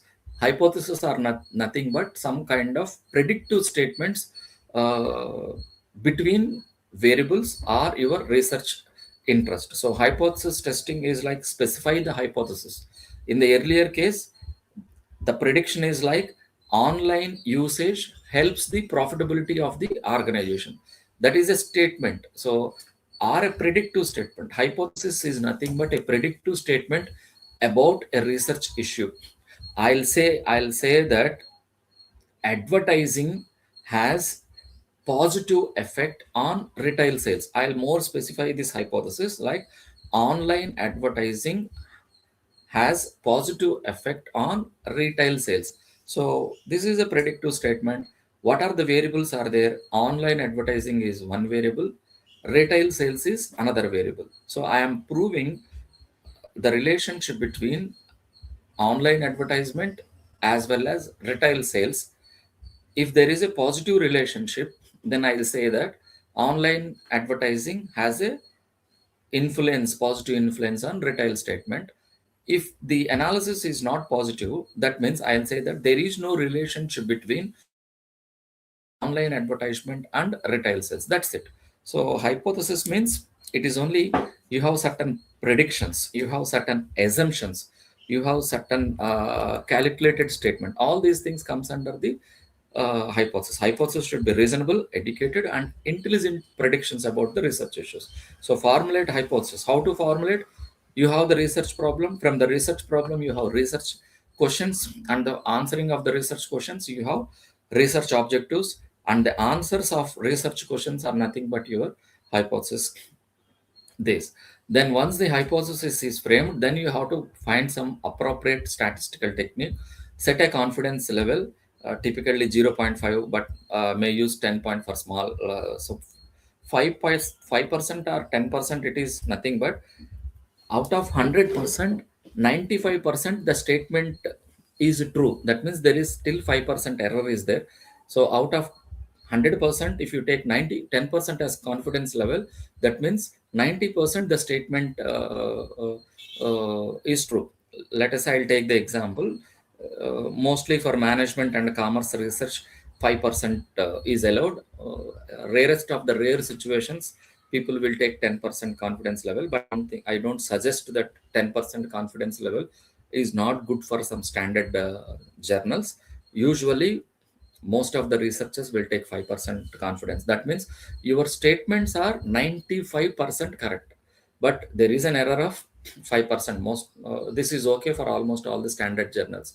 So the confidence level should be 95%. Whatever the hypothesis statements that you are mentioning are true up to 95%. Calculate the value of the test statistics and problem of the statement and state your conclusion. So again, data analysis is a big arena. I don't want to enter, or I don't want to confuse you, but I want to ensure that hypothesis is a is a is a predictive statement. That predictive statement you are testing with a statistical technique with 95% confidence level, and the test statics proves that, that means the statement is valid. If the test result is not satisfactory, that means you are differing with the statement. That's it. Then we have type 1 and type 2 errors are also there. Hypothesis testing again take more time, but I don't want to focus. So null hypothesis is like that more satisfied customers are not more likely to make repeat purchases. Alternative hypothesis are like more satisfied customers are more likely to make repeat customers. Generally, we don't take null hypothesis in our thesis. We'll take alternative hypothesis. Then we will test alternative hypothesis only. The base for alternative hypothesis is nothing but the null hypothesis. That null hypothesis says that there is no relationship between the variable. Alternative hypothesis states that there is a relationship between the variables. Like here, more satisfied customers are not more likely to make repeat purchases. That means null is stating that there is no relationship between customer satisfaction and repeat purchase. But in alternative hypothesis, it is saying that there is a relationship between customer satisfaction and repeat purchase. But in several theses which we adjudicate, people will take generally the alternate hypothesis. No need of mentioning the null hypothesis in the thesis. Let us say for this, alternative hypothesis is more satisfied customers are more likely to make repeat purchases. This is a statement, and I would like to test this statement with a particular statistical technique. So hypothesis helps in clarifying. You can form as many hypotheses as possible, so that your research questions, research issues need to be addressed. So how you are fulfilling your research objectives are nothing but proving or not proving your research hypothesis. So in the earlier case, we discussed about research problem. Then the research problem, you will get research objectives. The research objectives, you will have research questions, and the answers to the research questions are nothing but your research hypothesis. And these research hypotheses will be tested in the research analysis. Then you will get some answers. That's how you are fulfilling your research objectives. So it is very simple, and all these steps are interlinked and interdependent. So that is also you should not make a point about it. So again, what is a research design? So before doing a big work, you should have a miniature or blueprint of how you are going to do that, the entire process. That is what a research design is all about.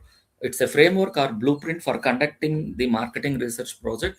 It details the procedures necessary for obtaining the information needed to structure or solve the research problems. It depends upon what kind of research problem you are facing. That specific research design you should adopt. So research design is a framework or a blueprint or a support mechanism for the entire research. So you should have a structure, so that the structure should facilitate to carry out the research. That's what we will call it as a research design. There are different types of research design are there. So this diagram will provide you the basic understanding about what is meant by research design and how to carry about the research. So in my opinion, research designs are basically two, but there are certain textbooks they say three. That means they excluded, but this is my opinion. I collected from there. So research design is exploratory or conclusive. Again, conclusive research designs are classified into two types: descriptive and causal research. Again, descriptive research were classified into two types: cross sectional design and longitudinal design. Again, cross sectional design were classified into single cross sectional design and multiple cross sectional design. I don't want to confuse you here. So let me focus upon the three important research designs. One is exploratory, second one is descriptive, third one is causal research. So to understand the descriptive and causal, we should understand what is meant by a conclusive research, what is meant by an exploratory research. Exploratory research is something like there is no earlier evidence of doing the research, and for the first time you are doing research, and no enough support of the earlier studies. We will call it as exploratory research. Exploratory is something like you are exploring something new. We will call it as exploratory research. Conclusive research is something like is an extension of exploratory research. Somebody identified something, then you would like to extend it to other areas, other domains, and other aspects. We'll call it as a conclusive research. Suppose I would like to know where oil reserves are available in Gujarat. I don't know anything, or any information is not available for me to identify the oil reserves in Gujarat. I do exploratory research. That's it. Suppose somebody already identified that there is a huge oil reserves in Gujarat, and I would like to know the magnitude of oil reserves and how long this oil can be extracted, what is the volume, density, etc. Then it comes under the conclusive research. For the first time, if you are doing, it is comes under the exploratory, and somebody already did that, then you are continuing the research, we'll call it as conclusion. So conclusive is again both descriptive and causal. Again, descriptive research is again cross-sectional and longitudinal. Again, cross-sectional is divided into single cross-sectional design and multiple cross-sectional design. So this you can understand the certainty of the research. If you know completely about the research problem, then the research is either causal or descriptive. Completely known, completely unknown, we call it as exploratory research. I'll give an example. What molecule will cure cancer? Then it is, I don't know any idea about it, and no evidence is there. Then we'll call it as exploratory research. Causal research is something like already somebody identified a particular molecule will cure the cancer disease, and I would like to test that particular molecule on different types of cancers. Then we'll call it as a causal research. So causal is like simply establishing the relationship between two variables or two or many variables, cause and effect. Descriptive is something like you are describing a research phenomenon or issue. We'll call it as a descriptive aspect. Suppose if you don't know anything, it is comes under exploratory. If you know something, then it is completely descriptive and causal. You are confident about what you are doing, or you would like to prove something, then it is descriptive and causal. Completely unknown, it is exploratory. Most of the base for conclusive research is exploratory research. Somebody did that research and somebody is extending. So there is some examples of this which I already explained.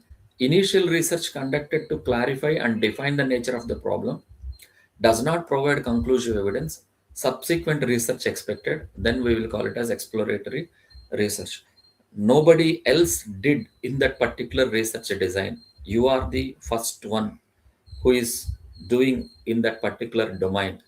No substantial evidences are there in a particular research. Everything is new, everything is not clear.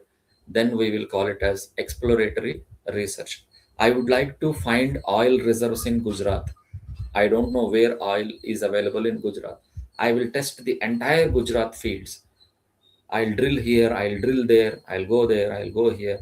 Then we will call it as exploratory research. I'm exploring, like satellites to other planets. Nobody else did that. Then I'm the first person who is doing it. Then we'll call it as exploratory research. Suppose there is already some evidence, some basis there, I would like to extend this to other research domains. We'll call it as a causal research. I'll more explain in this particular area. Somebody proved customer satisfaction and sales, there is a relationship in banking. Somebody did research and they proved customer satisfaction and sales in banking. So for the first time he did that, we'll call it as exploratory research. But he did it in banking. But I would like to prove customer sales, customer satisfaction and sales not in banking but in hotels. So what I am doing, I am extending the research. We will call it as causal research. Somebody already proved in banking and somebody is proving in hotels. So we'll call it as the base for this is earlier research. So the establishment of relationship between satisfaction and sales is exploratory. Conclusive research is like somebody is tested in banks, somebody is tested in hotels, somebody is testing in educational institutions, somebody testing in retail organizations. Then conclusive research will be there. So I hope you understand what is exploratory research and what is conclusive research. We will elaborately discuss so that you can understand better. Exploratory research is something like uh, to provide insights and understanding. Conclusive research is to test specific hypothesis and examine relationships. So information needed is defined loosely. Research process is flexible and unstructured. Sample is small and non-representative. Analysis of data is primary data, and most is qualitative. Research findings are tentative. Outcome is generally followed by further exploratory or conclusive research. So absolutely ambiguity, high degree of unknown, then we generally people will go for exploratory research. Conclusive research is something like once the exploratory research findings are there, somebody is extending the research and they would like to find more meaningful relationships in that, then we'll call it as a conclusive research. The objective of conclusive research is to test specific hypothesis and examine the relationship of research variables, and information needed is clearly defined. More specific is conclusive, more ambiguous is exploratory. So research findings are conclusive, findings used to as input for decision making. Degree of problem. So here you will be having a clear understanding about what is exploratory, what is descriptive, what is causal. Completely unaware of the problem, we'll call it as exploratory research. You are describing the research problem, we'll call it as descriptive research. You are exactly pinpointing the relationship between the variables in a research problem, we'll call it as causal research. Our sales are declining and we don't know why. Our sales are declining, we don't know why. Then this may be the exploratory research. Then the same research was conducted. Then descriptive research is like what kind of people are buying our product, who buys our competitor products. You'd like to know, you are describing the scenario, you are understanding your competition, level of competition. It comes under the descriptive research. Then causal research is, will it makes a cause and effect relationship between the variables. Will buyers purchase more of our products in a new package? So in this statement, whether new package has any significant effect on buyer's purchase. That means purchase decisions and new package, you are establishing a relationship. So I'll repeat, our sales are declining, we don't know why. Then it is comes under the, I don't know why the sales are declining, completely unknown. Then we'll call it as exploratory. You would like to know the competition scenario and purchase patterns, then we'll call it as descriptive research. You're describing a research phenomena. Then causal research is, problem is well defined, clearly defined, whether people will buy more if the package is changed. Then the second is also then, would people be interested in our new product idea? That may be exploratory. What features do buyers prefer in our product? Then the casual research is, which of two advertising campaigns is more effective? So if you are more specific, particular in your research, we call it as causal research. You are proving relationship between the variables. Completely unknown, we call it as exploratory. You are explaining the scenario of a research issue, then we'll call it as a descriptive research. I would like to know, uh, what are the likes and dislikes of Gujarat teenagers. I would like to know the likes and dislikes of Gujarat teenagers. It comes under the exploratory research. Then I would like to make it descriptive is something like, I would like to know the purchasing patterns or trends of Gujarat teenagers, how much they buy, what they will buy, when they will buy, how much amount they will buy, what are the most preferred product of Gujarat teenagers. Then we will call it as descriptive research. Then causal research is like, is there any demand for apparel retailing in Gujarat? Then we will call it as a causal research. So if I want to start an apparel store in Gujarat, whether it will be successful or not. So, if I want to know completely confidently, I want to establish a relationship between two variables, we'll call it as causal research. Understanding the research scenario and phenomena, descriptive research. If you don't know anything and you should start somewhere, we'll call it as exploratory research. So descriptive research and casual research are followed by exploratory research. So once the exploratory research was done, then people will extend the descriptive research and casual research in other areas. Somebody did in some district and they're extending in another district, then we'll call it as a descriptive or casual research. Somebody did it in Gujarat and they are doing it in Madhya Pradesh. It is also conclusive research. For the first time, if you do anything, it comes under the exploratory research. I hope you understand this. So uses of exploratory research. We'll skip methods of exploratory research.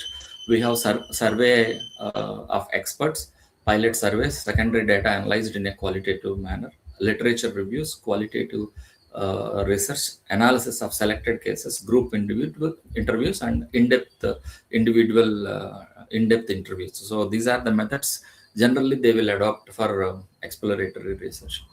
Then descriptive research, if you have answers for all these six importance, what, why, when, how, where, and who about the research issues, then you will call it as descriptive research. I would like to know the demographic profile of Gujarat. Demographic profile of Gujarat. Let us say how many people, what is the population, gender distribution, income distribution, education distribution.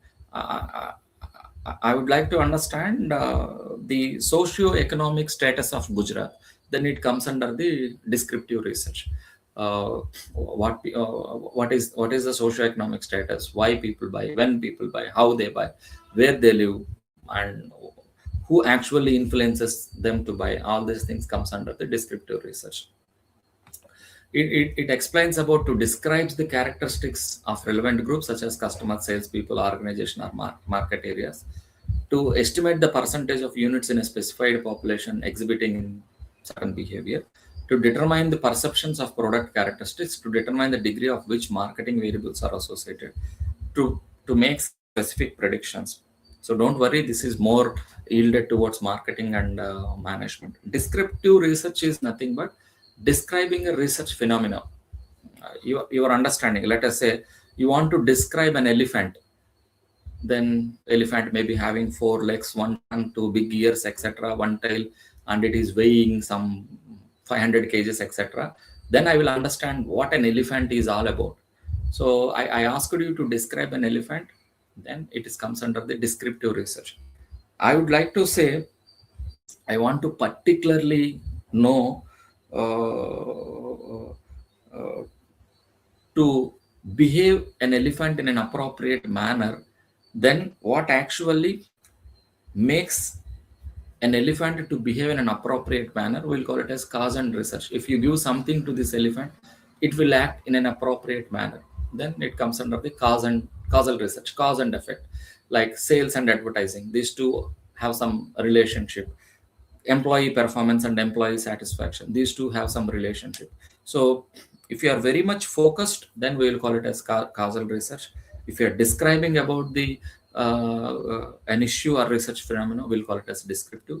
For the first time you are doing in that particular research domain, we'll call it as exploratory. Exploratory is the base for descriptive and causal research. Without exploratory, there is no descriptive and causal research. So how to do the descriptive research is like secondary data analyzed in a quantitative. Earlier, exploratory research, you have qualitative research, but in case of descriptive research, it is quantitative. So please, you have to make a note of it. Surveys, panel observations and other data is there. So causal research conducted to identify cause and effect relationship. So if you increase the advertising by certain percentage, how much sales is expected to rise. That means you are simply establishing the relationship between advertising and sales. So you are more specific in your research. So you are worrying about, you are proving something, the relationship between advertising or sales, employee satisfaction or employee performance, or maybe anything. It may be it may be between two variables or many variables, or you are just proving the relationship between the variables, will comes under the causal research. The base for causal research is something like descriptive research, and the base for descriptive research is exploratory research.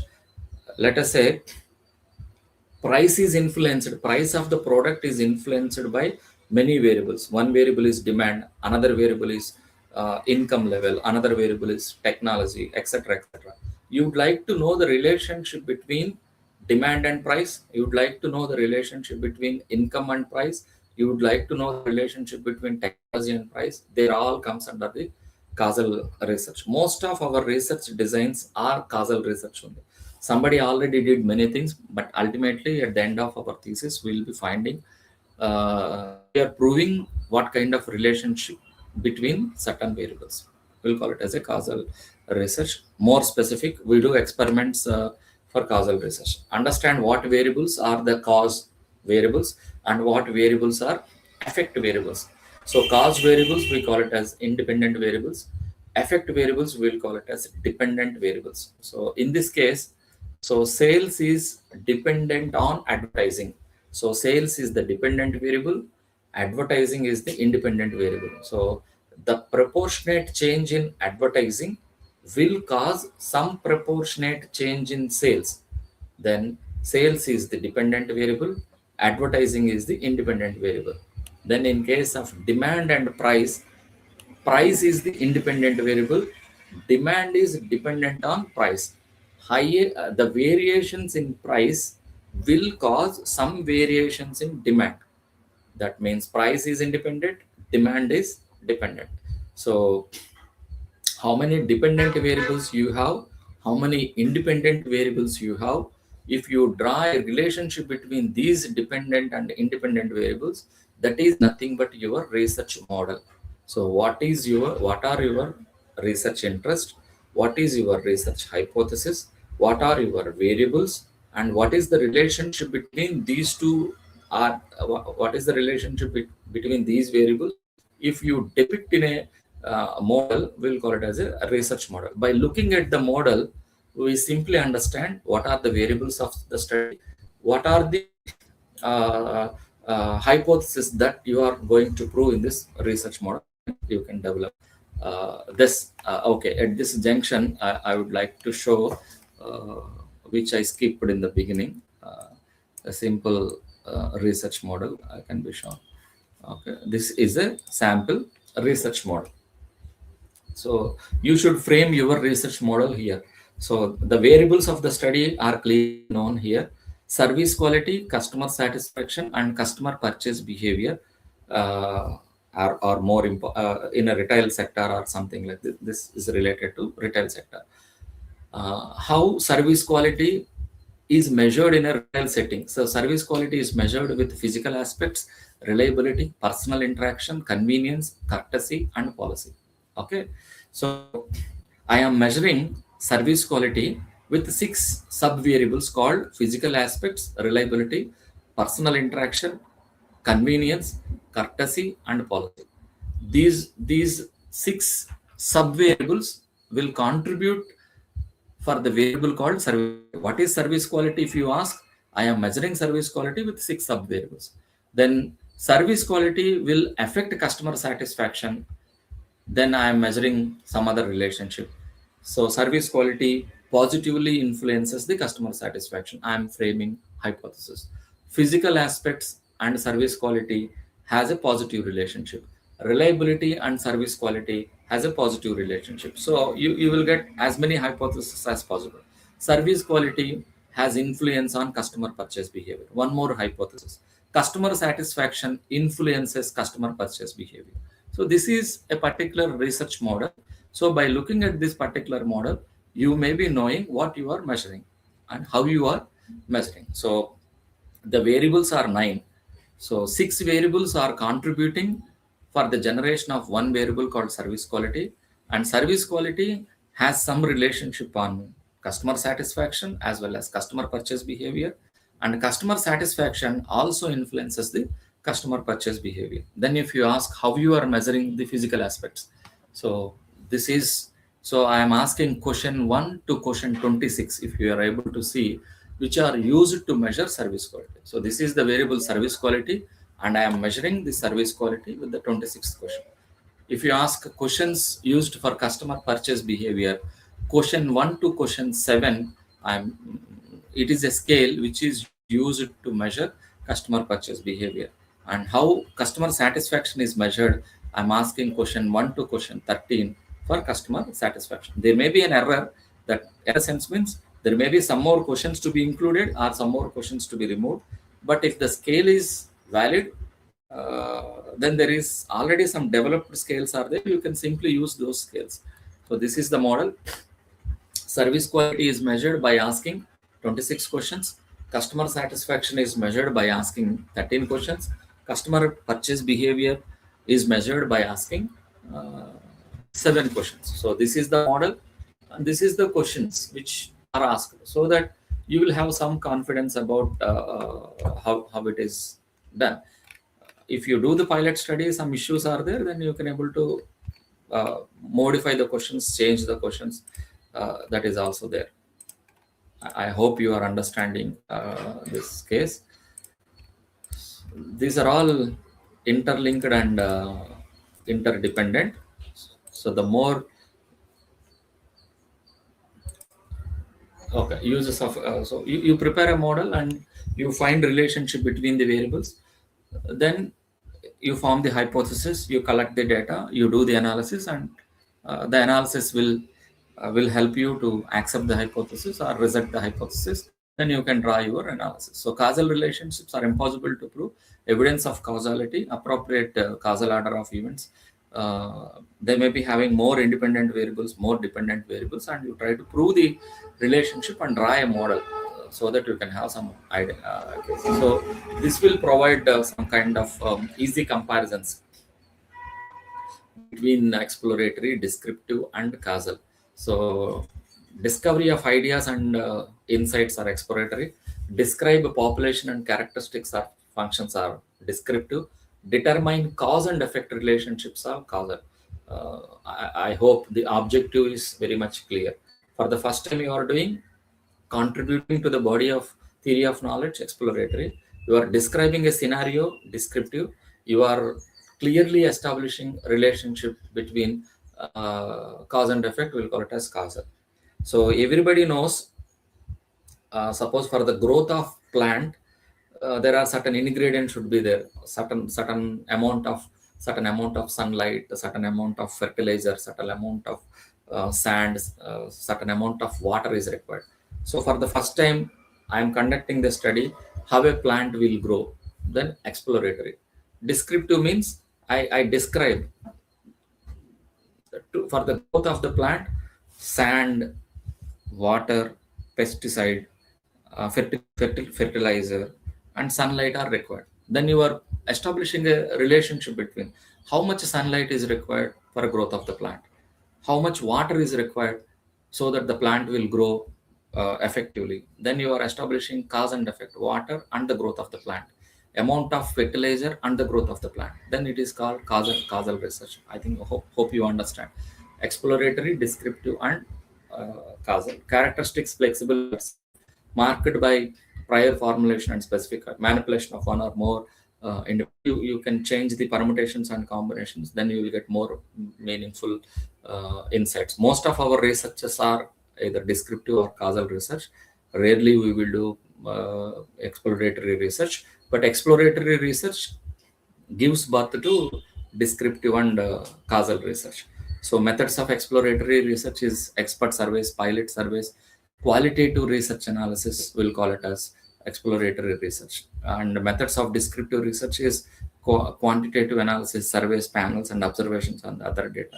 Causal research, you conduct multiple experiments between the variables and among the variables. We'll call it as causal research. So I hope you understand what are the types of the research. Then we have cross-sectional research designs. So, information from any given sample of population elements at only single cross-sectional design. There is only one sample of respondents, and the information is obtained from the sample only once. We'll call it as a single cross-sectional.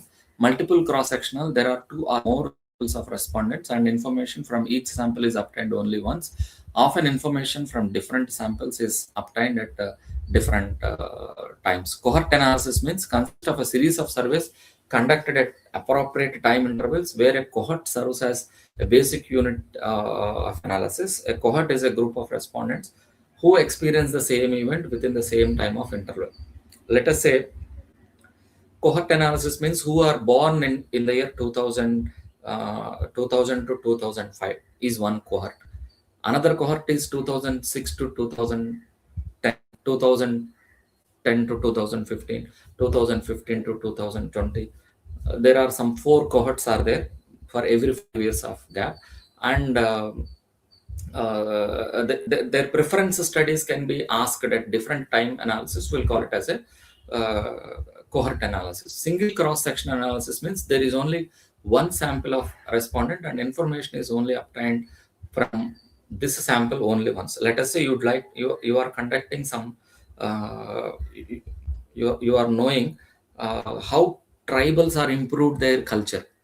So in the year 2000 you identified some respondents and you collected the data of their lifestyle, their income levels, their behaviors. Then you collected the information only once, and then we'll call it as a single cross-sectional designs. Multiple cross-sectional designs is like tribals in Andhra Pradesh, tribals in Madhya Pradesh, tribals in other states, and you have collected the respondents from different states at different times. Then we'll call it as a multiple cross-sectional designs. Cohort analysis means like you collecting the same data from a particular group at different time intervals or with the same interval of time. Then we will do cohort analysis. This is a long time taking aspect. So this will provide you some kind of cohort analysis, percentage of consuming on a different aspect. So C1 is a cohort which who are born prior to 1900. C2 is another cohort. C3 is another cohort. C4 is another cohort. So if you prepare several cohorts, and then each cohorts, if you do the same cases, then you will identify the soft drinks consumption by different cohorts. Now you can also imitate the same study for the internet use. So those who are born between 2000 to 2010, their average internet usage. Those who are born between 1990 to 2000, what is their average internet usage? Those who are born between 2010 to 2020, what is their average use of internet usage. Then based on that, you can have some understanding about the digital consumption or digital footprint, or the rate of internet digital adoption in India. Then cohort analysis may be useful. Then longitudinal studies are there. A fixed sample of population elements is measured repeatedly on the same variables. A longitudinal design differs from a cross-sectional design, and the same sample remains the same over time. So the cohort remains the same time, but you are collecting the responses at different time periods.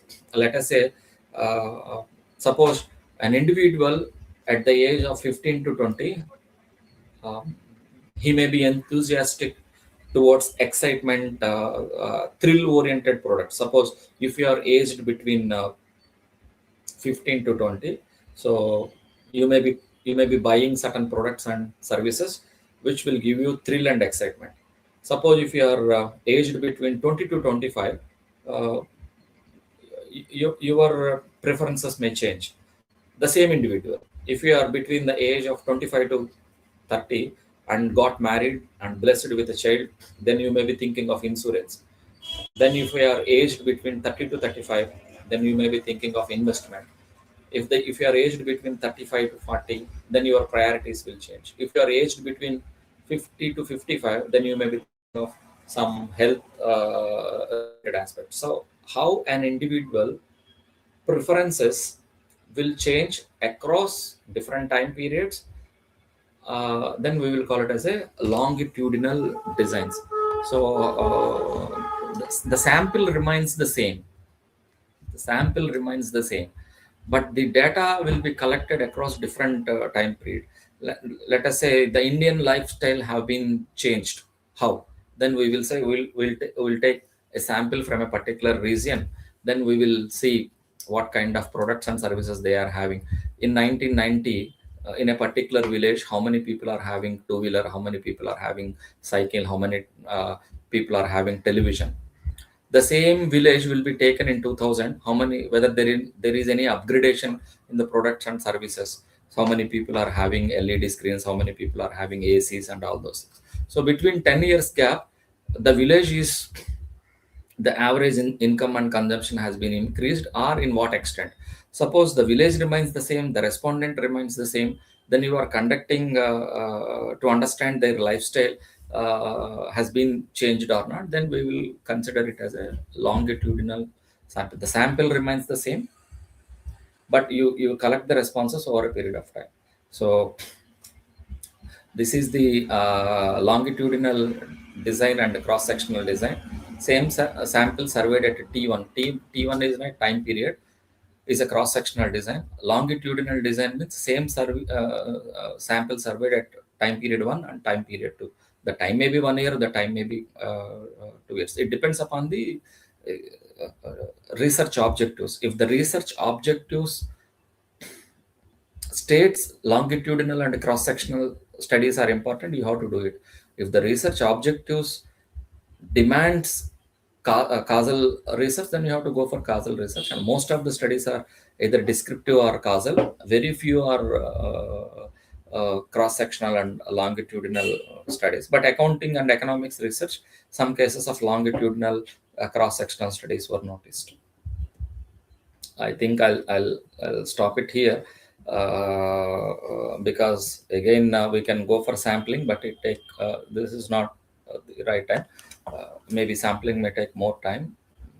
I'll stop it here, and if you have any doubts, clarification up to this extent, please go pose your questions. So I just attempted the research process from the defining of the research problem, then preparing the research design, collecting the data, then data analysis, report preparation, and presentation. But each of the case again is a big window. Suppose if you talk about review of literature, how to do review of literature is again an important aspect.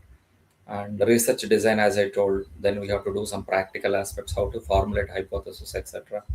Then if it is scaling, again, what is measurement, what is scaling, nominal scales, ordinal scales, or how to prove reliability, validity of the data.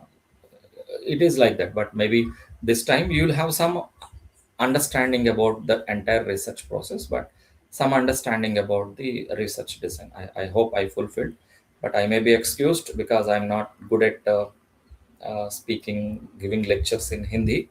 I hope I'll change myself. This is my first time to Gujarat, but I hope I made some sense among you. If you have any doubts, questions, clarifications, you are welcome. Please type in the chat box.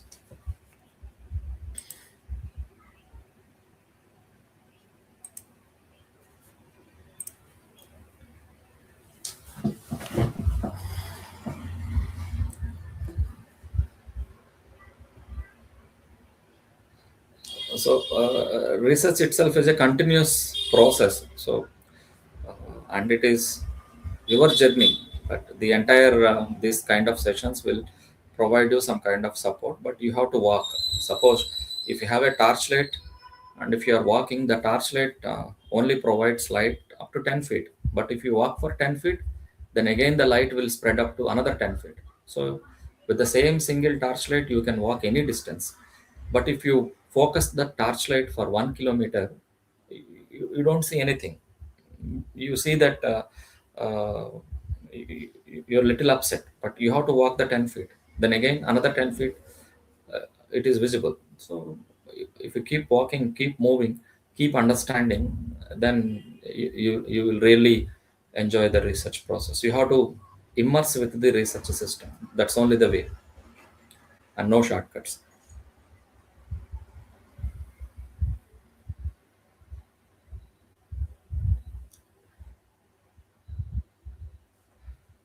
Any questions? I'm open, and most of the informations are available online.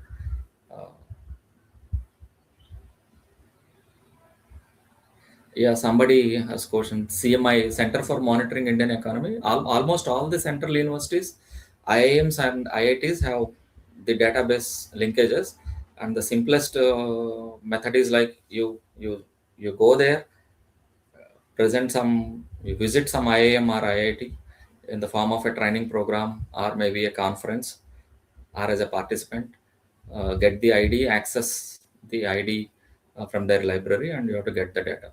And I also work in a remote place called Rajahmundry, and my university also don't have uh, database because they are very costly. So what I do is I'll be a participant to other universities. I visit there, and during my time I make friendship with their scholars, mingle with them, talk with them. Then I slowly access the data connections. For all the research methodology workshops and other things, they will give the data access. It's not a crime, but if you don't have connection, but you identify the nearest central university or institute of national importance, so there you can get the data, you collect the data, then you can leisurely analyze it. That is a challenge actually.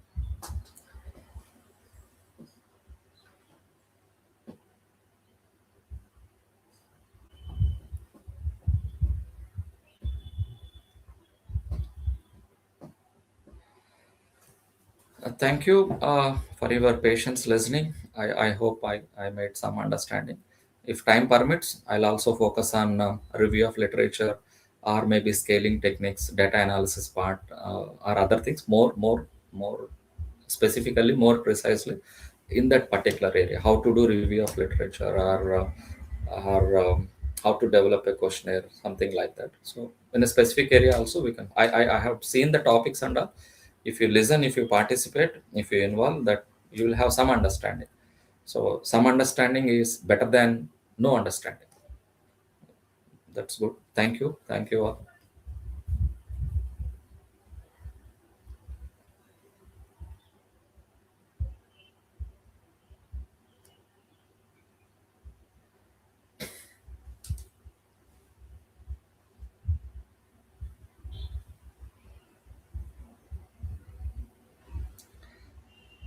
Yeah, somebody says quarterly analysis with the government based data.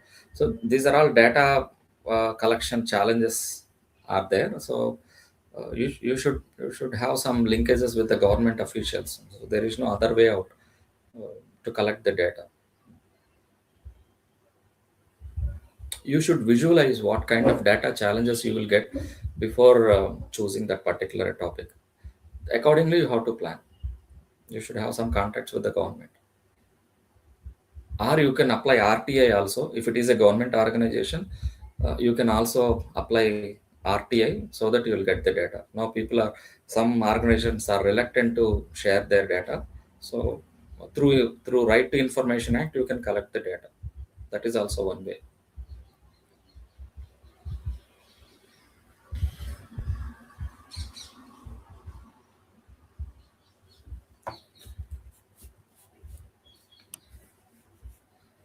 Shall I stop here now?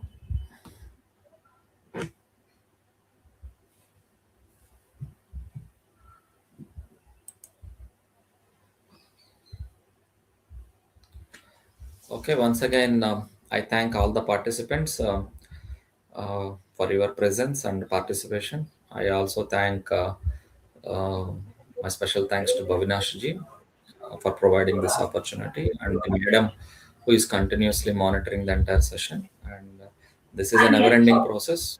I wish all the best and success in all your research endeavors. Thank you all. Yes, sir. Thank you so very much for such a clear, structured, and practical oriented session on the steps in research and research designs. The way you explained each stage with relevant and real life examples made the concepts easy to understand and apply for our PhD scholars. Your guidance has provided strong clarity and direction for designing quality research work. On the behalf of the organizing committee and all the research scholars, I once again sincerely thank you for your valuable time and knowledge sharing. Thanks a lot, sir. Good day, madam. See you. All the best. Yes, sir. You too have a good day. Thank you.